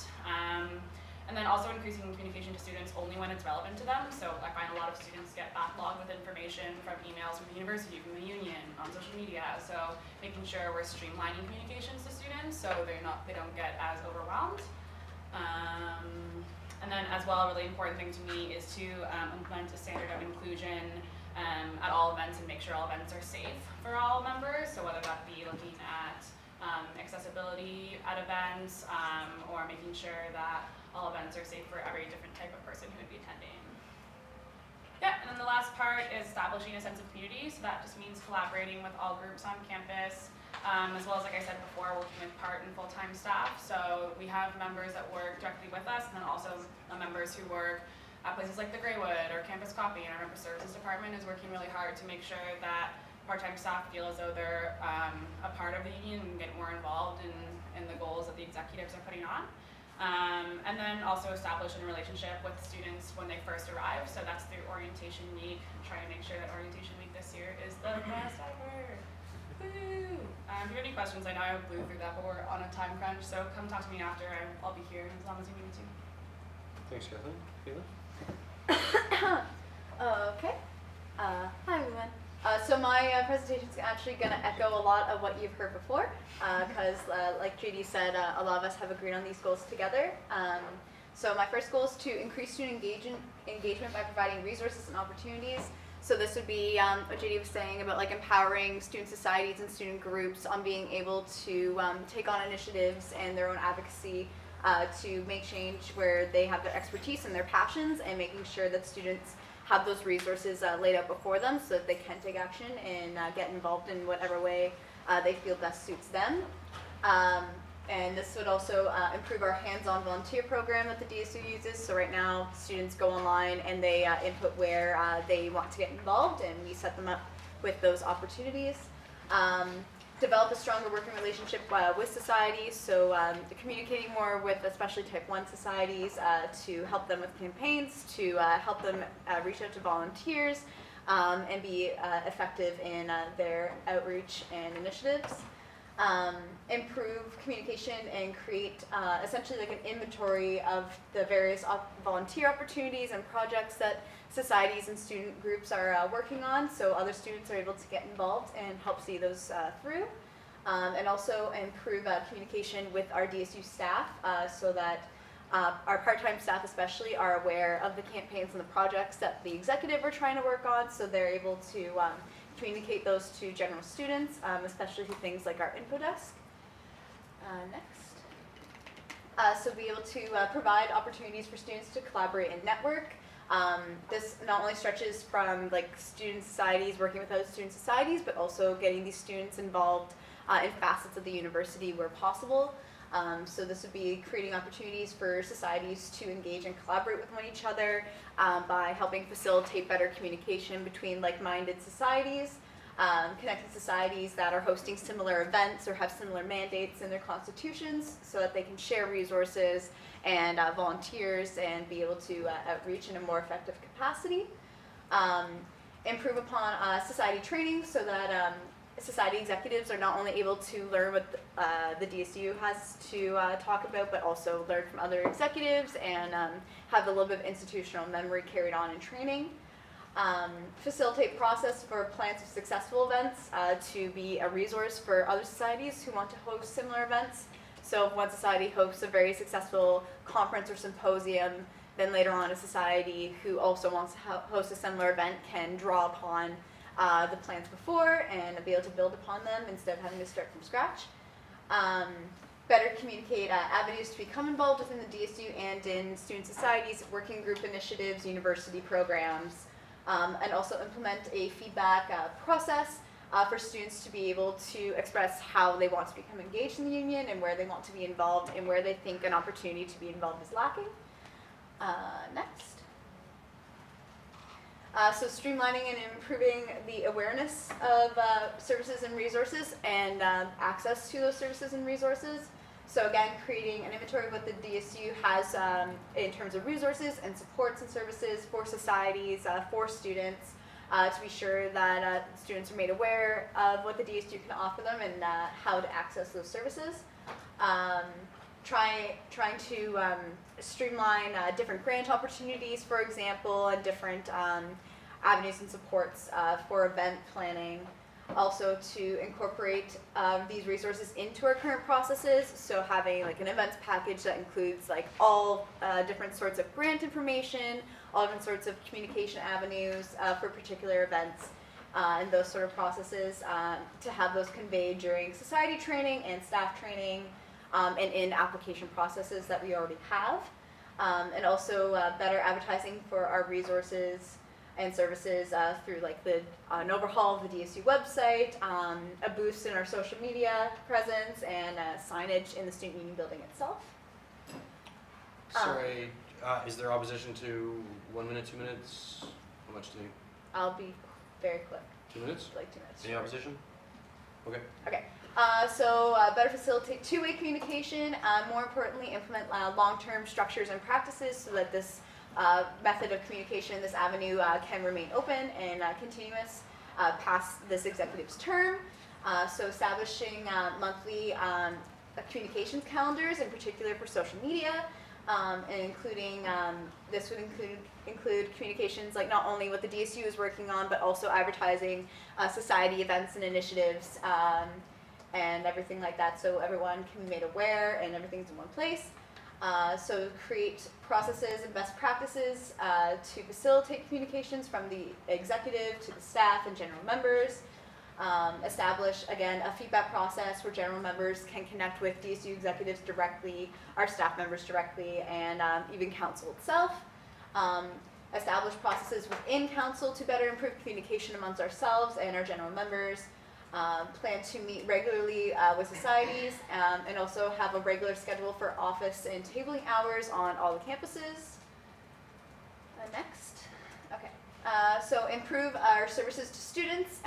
So not only creating new services by anticipating student need, but also improving and making our current services more effective and more conducive for our current climate.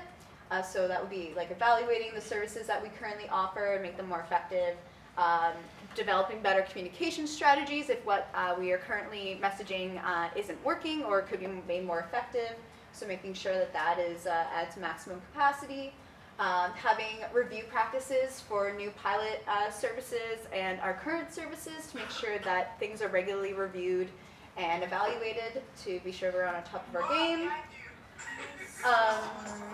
No worries. So again, inventorying our services that are offered not only through the DSU offices itself, but what the societies offer, and making sure that all students are made aware of those services and programs, and also investigate operations and service offerings at other student unions across the country. And I think that, yeah. Okay, thanks guys. Are there any questions on the presentation? Again, it will be sent out. Yeah, Kevin? Just a quick question for John. You mentioned that there's going to be a polling station downstairs during the election. But I also heard that Elections Canada plans on opening field offices at select campuses in which they will offer like a whole range of services, including voter registration. Do you know anything about plans for that on Dallas campus? Presumably you'll be able to register to vote at the polling stations. Okay. Yeah. You can also register to vote online at any time at elections.ca. There was someone else saying? Oh, yeah. Well, sorry. So with I guess this is from a Uber, but to an extent, Nicholson and anyone else who can answer it. But I guess with the transparency stuff regarding budget structure stuff,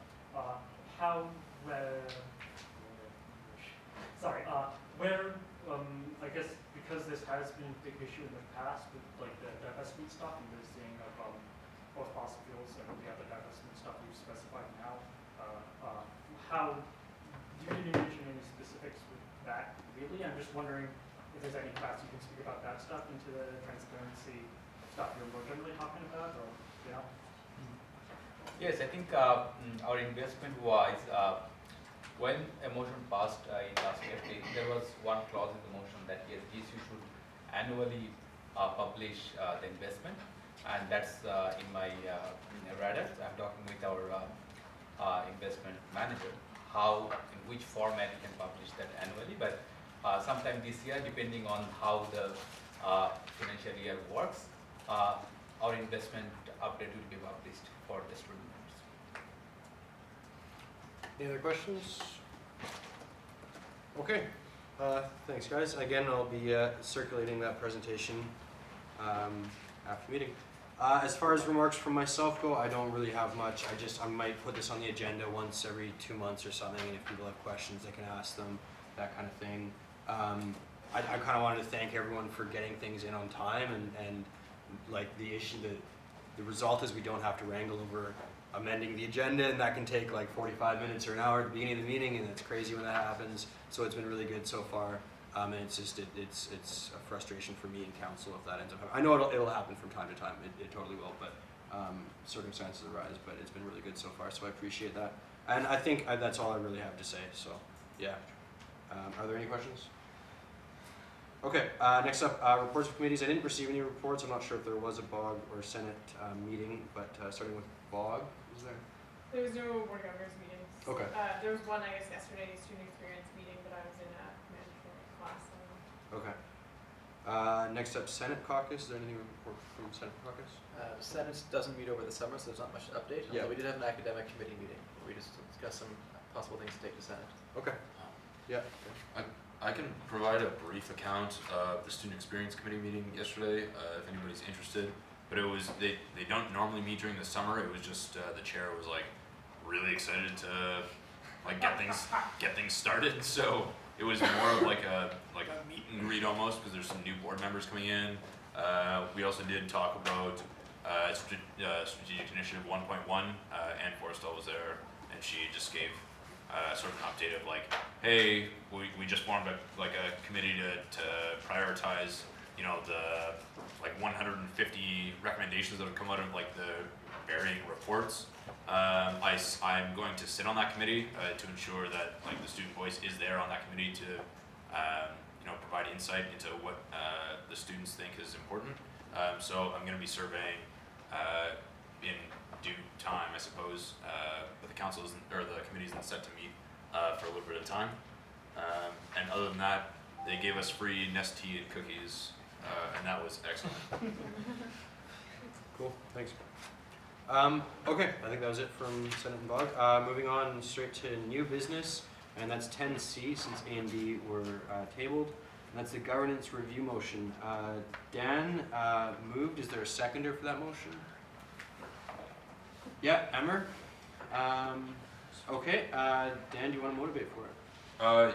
Yeah, sure. So we do just want to strike a committee that will sort of be like the steering committee or head like the process of going through recommendations that come through from the law firm. I think one of the biggest things is like we want to stay on top of this and make sure that it gets like pushed through and looked at and worked with instead of just kind of sitting around and not being addressed.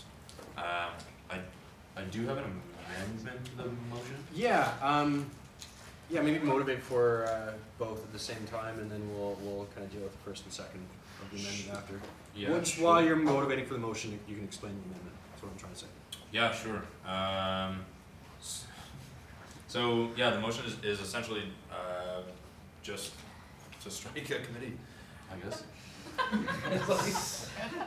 So yeah, I guess the exact wording I would say, be it resolved, or like, how can we word it? So this is just a resolution to formally say that the committee will be struck. Is that what you're saying? Yeah, essentially. And then can we strike the committee right after bringing it up, or?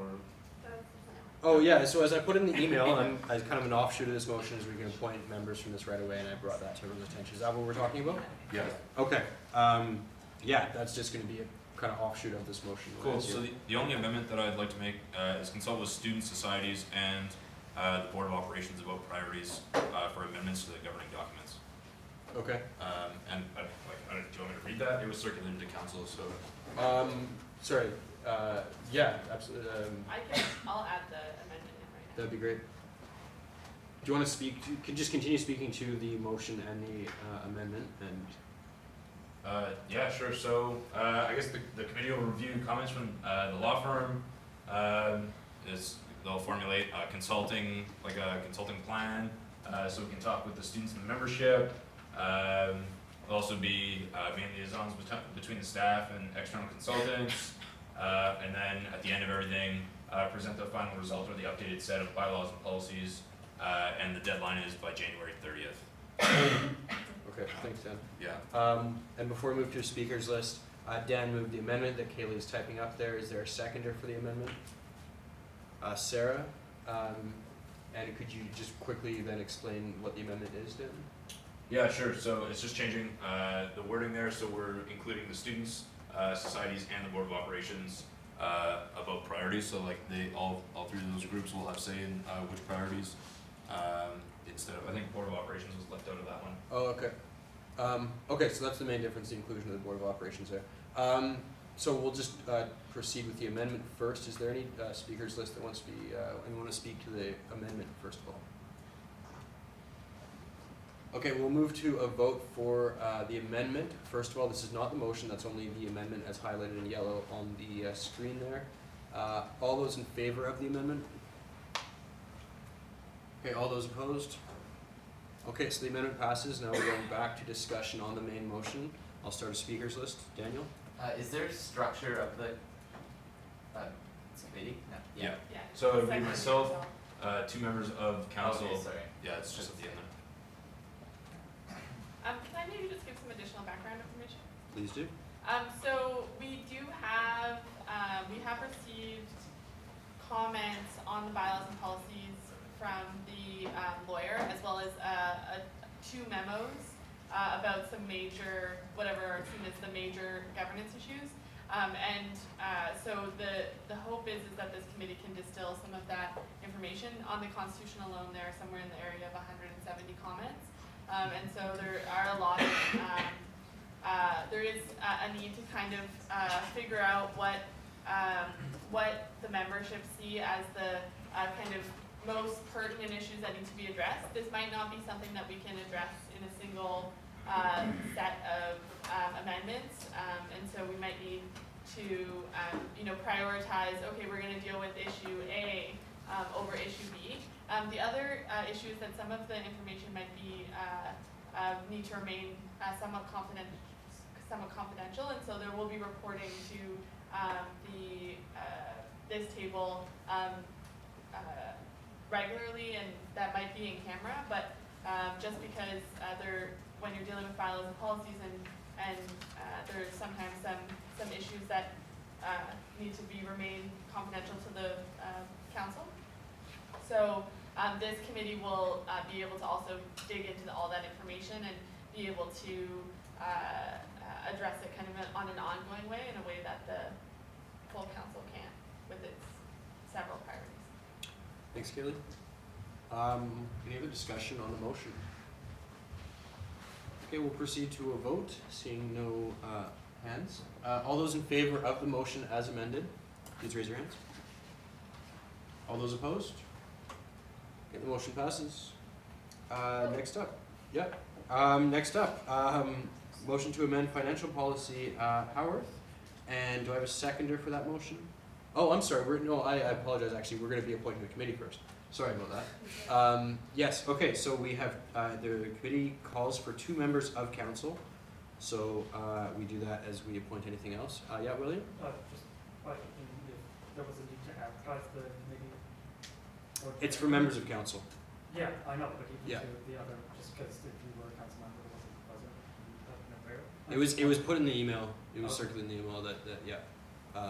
So yeah, it's not something, we don't traditionally advertise on social media listings, for example. I know, but Yeah, when I looked at the documentation, essentially. okay, yeah, no, I mean, yeah, So, just one.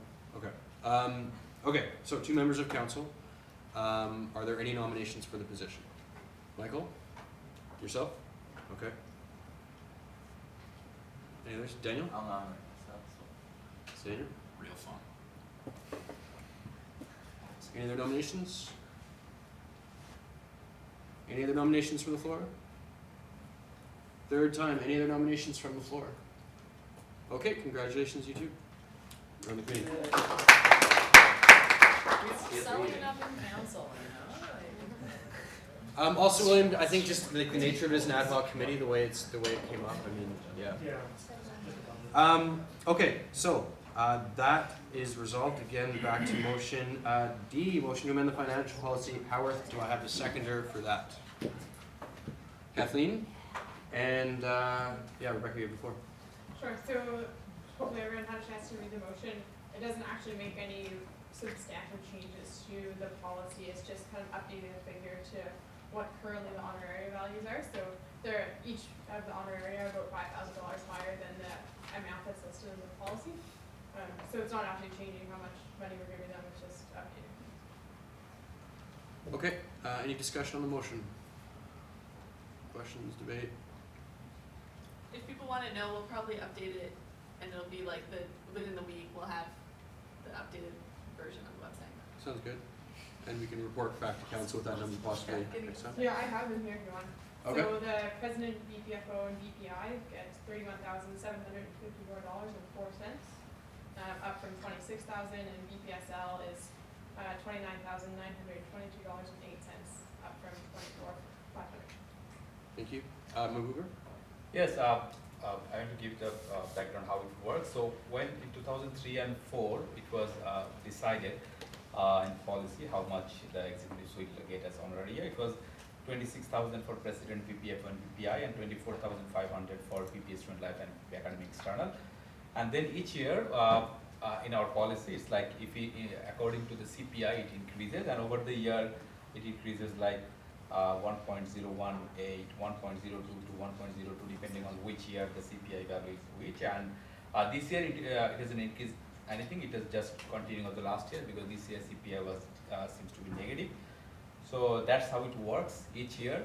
The executive salary or honorary increased by the CPI, and that's according to the policy. So it was 26,000 in 2003, 2004, like 12 years back, and now it's 31,754.04. So someone might be misguided that it's a $5,000 raise, but it's within 12 years. Okay. So any discussion on this? Yeah, Dan? Also, just to note, so I think Rebecca brought this up either last council meeting or meeting before, there is a discrepancy or a difference between the amount that some execs make versus other executives. That is an active conversation that we're having to amend that. So just an update on that. That was brought up last time. Okay, proceeding to a vote. All those in favor of the motion as it stands? All those opposed? Okay, the motion passes. Next up, business of the executive. Dan, you are first up.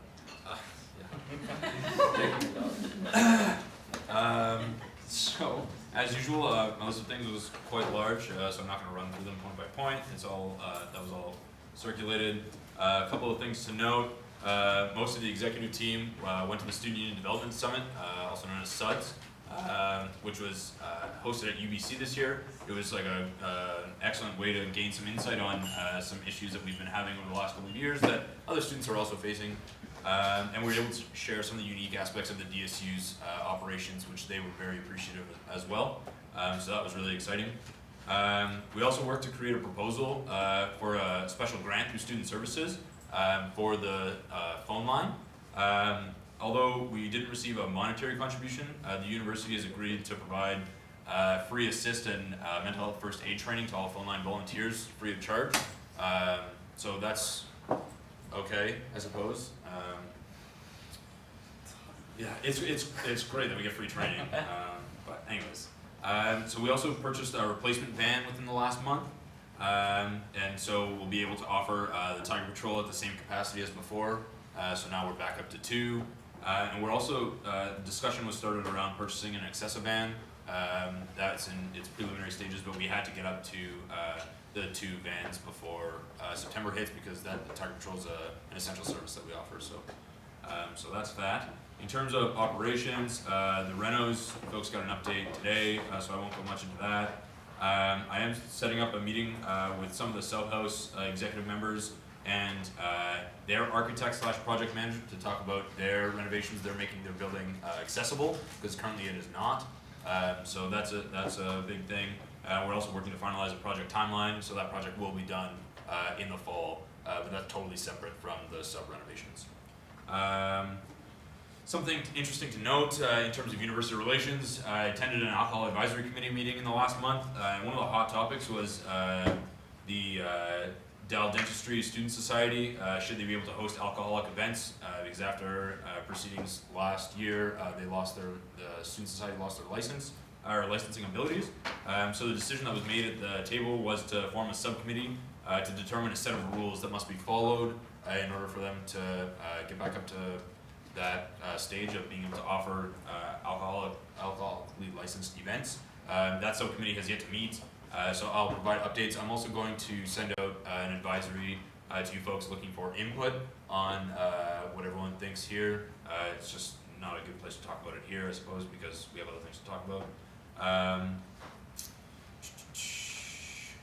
In terms of advocacy, actually maybe I'll let John touch on that stuff. It's like there's so much.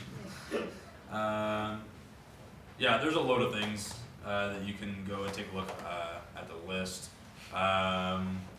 In terms of the RFP, I can give you a little brief update. So the survey was up for a month. We secured just about 100 responses.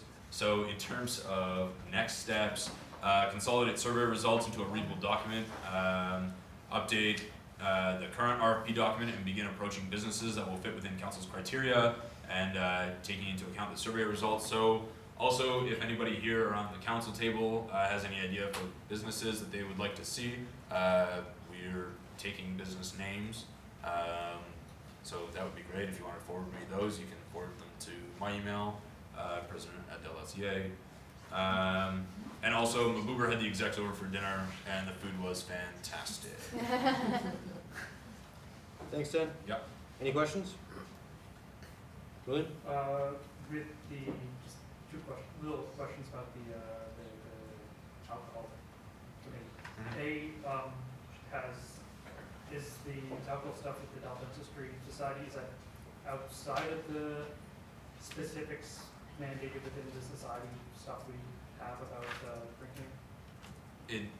What do you mean? DSU and the DSU Society specific. So they would have to abide by the DSU specific rules. But is this outside of that stuff? Yeah, so this is like a university committee, like a university mandated committee that And we just sit on. has there been any changes with the antagonism of the liquor board of Halifax and their antagonism to the university and their liquor stuff, or is there No notable changes to updates.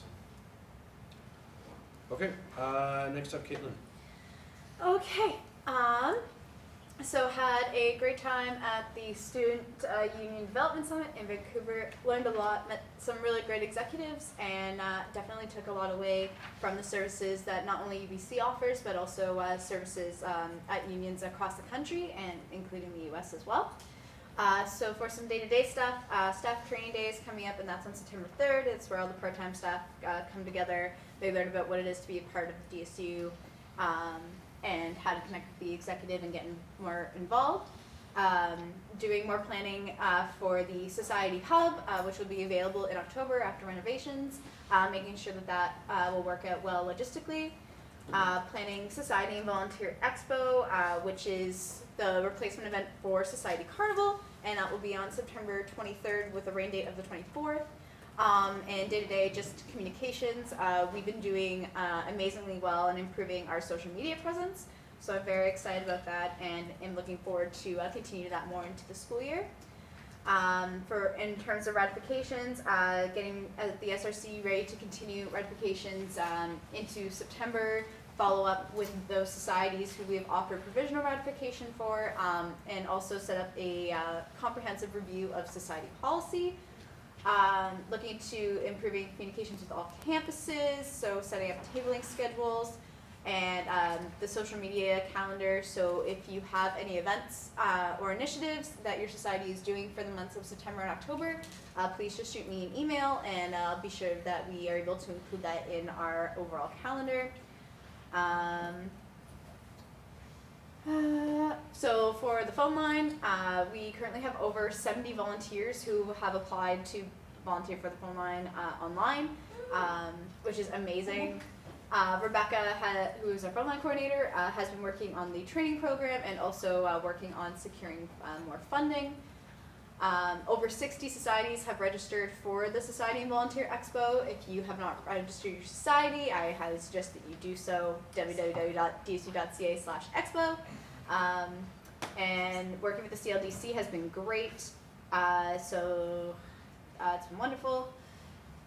Looking at Tiger Society and investigating other platforms, in the processes of hiring a commissioner to oversee that exact purpose.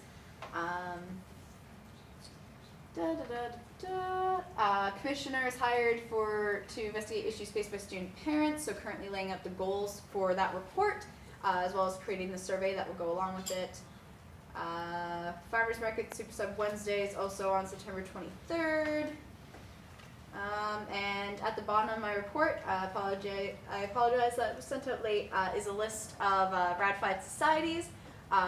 The list is not up to date as a whole bunch more societies were approved this evening, so I will be able to send that along for the next council meeting. Thanks, Caitlin. Any questions? Okay, next up I have Mabuber. Oh, sorry. I just wondering, any ideas for the food bank? Pardon? Have you given any ideas for the food bank for this year? Isaac, who is our DSU Member Services Coordinator, has been really heavily involved in getting more volunteers with the food bank, and also developing connections with the urban market, the community garden, and the farmers market to better share resources. We're looking at getting a freezer and refrigerator for the food bank, so that's also increasing, and looking at our data collection. Okay. Mabuber. Yes, before go to my report, there is one update from the food bank. We're getting a laptop from the Feed Nova Scotia. So it's a good volunteers will use that. And I'll not go through all the report, maybe few deadlines that is important. For the society audits, I think September 25 is the first round of deadline. If you want your money in October, this is the deadline. And if you're okay with your money in November, the deadline is October 30. And I think all societies, whenever you're okay with your audit, you can submit and you will get the money. And the treasurer training is on 21st September. I will be mailing all the society treasurer. But if you can forward this to a treasurer, if you need training, the formal training is 21st September. But if you need some special or early training, you can meet and sit to go through. For the nominee committee staffs, we got applications for the judicial board chair member, BOPS member, and CRO. We'll be interviewing in next 2 weeks, and we'll put forward in the next council meeting for the recommendations.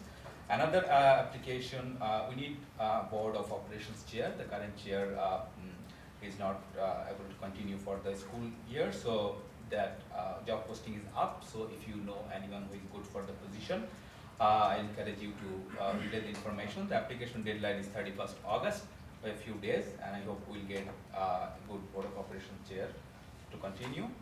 And for another deadline is health plan. It's for all students, very important, because if you want to opt out for the health plan, it's 25th September. It's very important because last year even so some students don't know the deadline, and then they appeal, and most of the time if it is not a really appealing case, the appeal will be turned down. So be aware and make your society members know. DSU has through our communication channel, we're making everyone aware, but from your channel also, I'll help, like your help to inform the student that this is the deadline if you want to opt out. And after this deadline, even if you have the insurance but don't have any compelling reason why you failed to opt out before this September 21st, most likely it will be rejected. I don't want to do that, but that's the hard part of my job. I had to say no last year to many students. That is not a pleasant experience. So I'd like to spread the word out that September 25th is deadline for both. Sometimes students missed out. If you're part of the DSU health plan, international students are also part of the international health plan as well. So for the international students, you need to opt out of 2 health plan, and I think the DSU health plan you can opt out online, but for the international one you need to come out to the office. That's how it works. So it's very important. I think we have another council meeting before that. I will remind you as well, but September 25th is the health plan opt-out deadline. And I think all other update, it's pretty regular things, especially I touched some of those in my goals, and I think I'll stop there. Daniel, you had a question? When's the opt-in for it? For co-op students that are going in September, when's the opt-in for that? Yes, it's the same day. Same day. Yes, same. William? With the Board of Operations chair that we need to run now, I think we get applications. I'm just asking because in the past sometimes applications haven't been looking for officer session. So in the past, we have some applications for Board of Operations member, and the chair one is recently up. Yeah, but have you been getting applications actually and stuff? And I mean, is there any? Does it feel like there'd be any interest? Yes, I think the job posting was done on August 18th. So I'll see for a few days, but if needed, I will extend that. We'll extend that because anyway, the person will be interviewed before September 15th, and it will be brought forward in the council. So if we don't have enough application on August 31st, maybe we'll extend for at least for a week. We can extend. We can't extend more than that, but that is the maximum time we have because that position will be also put forward in the September 15th council meeting. Or it is 16th? 16th. Don't know right now. 15th. Okay. 16. 16? Okay, any other questions? Okay, thanks, Member John. Awesome.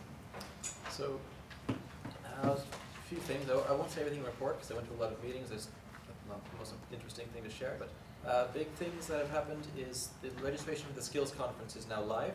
This is a chance that you can send yourself as well as your society members and executives to do some a day and a half of training on different things like how to run an effective meeting, whether it's formal or informal, as well as how to facilitate meetings well. Other things include how to get media, how to run a campaign, how to talk to decision makers such as administration or politicians. We also have some keynote speakers coming in. We have some folks coming in from Newfoundland that have confirmed, talk about how they've managed to do things that actually defeat tuition hikes. So that's actually, we have a really great lineup and lots of really good speakers involved. And it's a really good opportunity, and it's also free. So go to dsu.ca/skills to register, and it should be a great event. And it's immediately followed by DALFest, so it should also be very fun right after. A few things going on. We've met with some different student associations to plan different things such as federal advocacy in the federal elections. So the president from Western Ontario recently came by, and we had some good chat about how to do federal advocacy, because there's a few large schools in Ontario that also recently left CASA, and we're trying to figure out how to do independent advocacy on our own. So we had some ideas about maybe having a conference of U15 schools and see what comes out of that. Other things we've been talking with folks at SMUSA about, we were helping them get their food bank started up, but we're also talking about stuff to do in the federal election. We've had a lot of media hits around the election. We did an action chalking downtown with some Kings, Nascat, and the Mount. And yesterday, the DSU led an initiative where we went to student discount Tuesdays at the grocery stores, and we handed out some information about registering to vote, and that got some attention from the Herald as well. So some good stuff happening on that front. The whole exec is trying to meet with different student societies before the year really starts getting into gear. A few societies have responded. We met with the Engineering Graduate Society, but we'd love to meet with your society too. Please make time. Other stuff happening. Internally, we're doing some ongoing discussions about how to define what an office is versus a department versus a society. I've been helping Dell out with some HR stuff. They hired their first ever part-time staff person, which is really great. Applications are being accepted now for campaign street team members. So if you're looking for $500 to make it this semester, just advocating for student issues, apply. I'd love to have that. The academic committee had its first meeting this week. We talked about a few things. There's actually one question I'd like to run by you, because this is the only conclusion we came on one issue, which is the idea of making SRIs mandatory for students. So in order to get your grades at the end of the semester, you have to actually do the online form. Dell's had a lot of issues over the last couple of years where when they went from paper and in class to online on your own convenience, surprisingly no students filled them out. So one idea that came out of the committee this week was that if we make it mandatory, what do you think of that? So maybe once we finish the report, you can tell me what you think of that. Because I want to make sure that I'm actually representing students and not just a couple people that were at the committee. Moving forward, the external committee is having its first meeting on the 31st, 5:30 to 7. That's something that anybody can come to, whether you're on council or not. So please come out. That's the union's campaigns committee. So everything from tuition fees to the federal election to you want something on sustainability. It's really your committee. You can take whatever directions you want, but the campaigns are done through that committee. Please show up. It'll be fun. PS food. Senate, working on the Senate reform proposal. We'll have to have that ready by early September, because it's got to go through a long bureaucratic winding process that'll take a year. So I'll try to get that done soon. I'm working with the Career and Leadership Development Center on the Dow Connect program. So for those students, what that is, it's a series of modules that you can do to get a certificate through Dow's Career Center. And the DSU has been collaborating with them trying to develop some workshops we can offer. And if you're doing the Dow Connect program, you can actually get a few of your modules done by attending the skills conference. We're trying to set up a regular meeting group of all the labor unions on campus. Something that hasn't existed in the past, but really should have. So the unions have been interested in that, which is great. On equity front, the Pride Parade, that was one of our biggest events of the summer. We had about 50 students show up, despite the fact that it was pouring rain. We handed out more than 1,000 pamphlets that day and more than 1,000 buttons. At the community fair, we registered over 100 signatures in 2 hours for a $15 minimum wage campaign. Registered 26 students to vote for the first time. Our float and signs looked fantastic, and we actually won best nonprofit float entry in the parade. So I'm very happy with how that went. As I mentioned earlier, we're doing some stuff to try to expand DSAS. We met with the provincial specialist on sexual assault to discuss the DSU's priorities, such as passing Bill 114, which is the Safe Universities and Colleges Act, as well as trying to get funding for our sexual assault and harassment support line. On the Students Unite campaign, last council had mentioned that we've made a Freedom of Information request around the tuition reset proposal that Dell submitted. They're delaying on that. We won't know the results until September 18th. It took the full 30 days to acknowledge receipt, and they're taking another full 30 days to pull out one email to send to me. So that's ongoing. In my report, I said it has bad news, but it's actually good news now. The provincial Liberal government cut $220,000 to a psychology program for PhD internships. It's a program that was necessary to complete your PhD. It's 1 year and 1,000 hours of mental health services. So working with DAGS and with DAGSIP, the Society for Graduate Students in Psychology, we did a joint press release, did some media work around it, some letters to the editor, and we actually won. They backtracked within a week, and the program will remain. So we're really happy with that. The folks from DAGSIP did really good work. That's really exciting. That's a big deal. Yeah. Some other bad news coming. This is something that Wayne Mason alerted me to. There's some proposals from the city to make permanent residents able to vote, which is a fantastic thing. But in the process, the Liberal government has a rubber stamp anything that the city asks for in terms of municipal voting. They're talking about changing the requirements on residency for voting from 3 months to 6 months if you want to vote in a municipal election, which means that students that would have went home to somewhere out of province for the summer months will will no longer be able to vote in municipal elections, which are always on the second Tuesday of October. So we'll have to do some work around that, because otherwise a lot of students are going to lose the right to vote. We're redesigning we have redesigned our button set. Half of the new buttons we ordered arrived today. So you have 3 ones that just came in. Reduced tuition fees buttons, grants not loans buttons, and beautiful non-partisan colored vote October 19th buttons. Probably next week we'll have some ones for grad student issues, including the very important, please don't ask me about my thesis.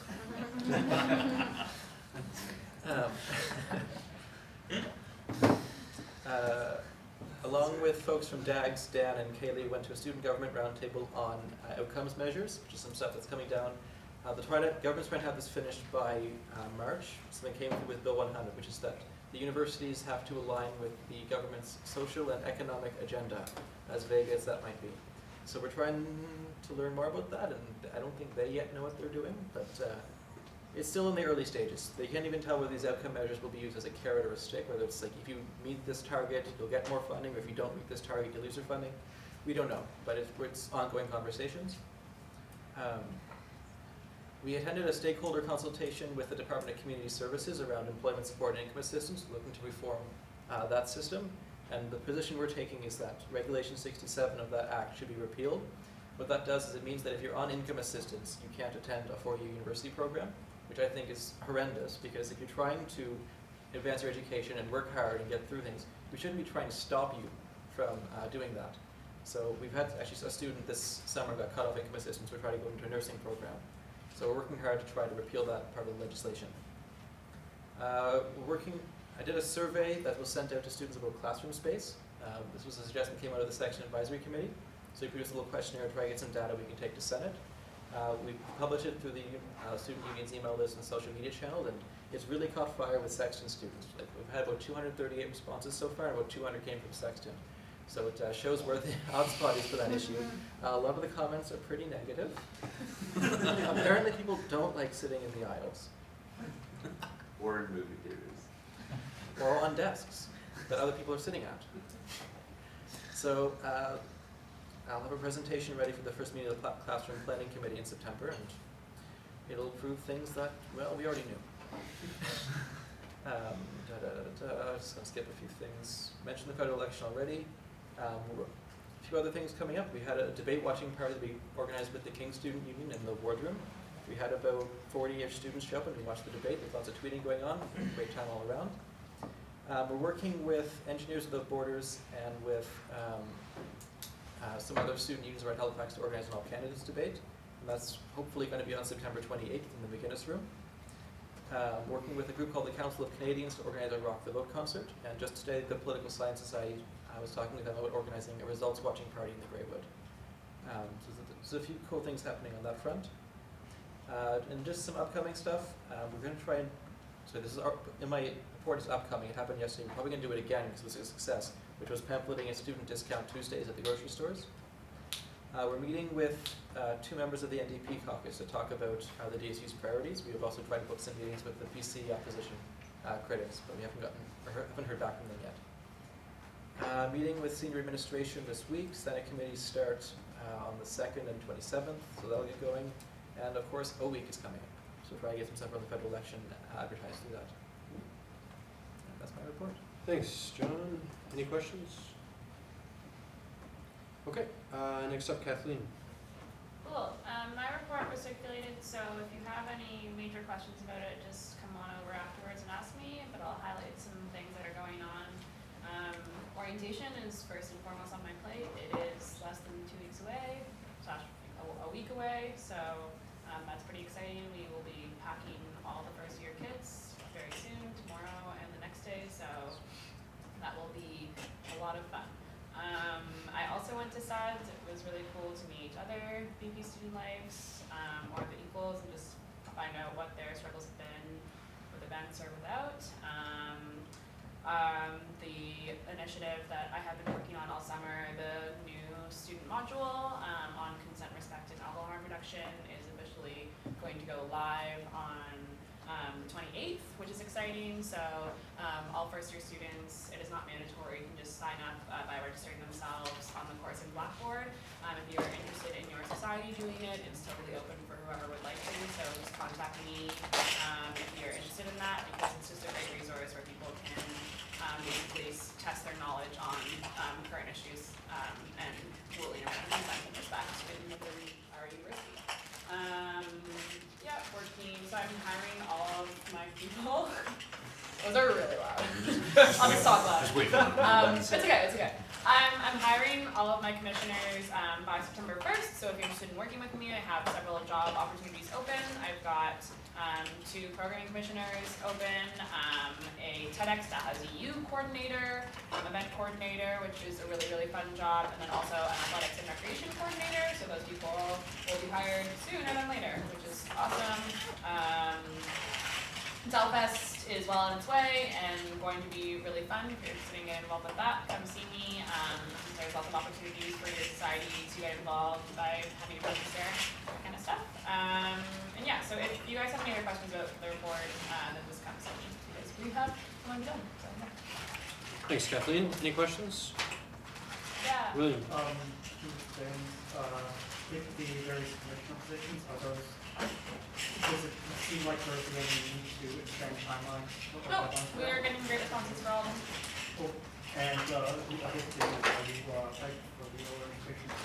Pardon me? Are you hyped for the orientation? So hyped, so excited. Can't wait. So much hype. See you there. Okay, thanks, Kathleen. I don't see any questions.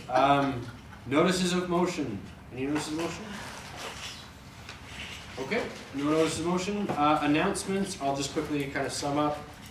For next time, we table the equity policy, equity hiring policy as well. The memorandum of understanding was noticed last meeting, and that is open to come up in the future. There's also the four appointments from today that will carry over. That said, are there any other announcements? Dan? Super quick. So I mentioned earlier, there's a Carleton Campus Director position up online. So if you have any constituents that are based out of Carleton Campus, please relay that information and share the social media links or the link to the job descriptions. And second, I just wanted to announce to everybody that I'm super appreciative of everyone's efforts through the summer to make it out to council meetings. It is the last summer council meeting, I suppose, and starting in September, there's going to be a lot larger council. And it's going to be super exciting, but I had a great time with everyone this summer. Thanks, Dan. Anyone else? No? Okay. Is there a motion to adjourn? That's it. Yeah, Dan. Second and drove. Any opposed? Sorry, Dan. I got drove. Okay, meeting adjourned. Thanks, everyone.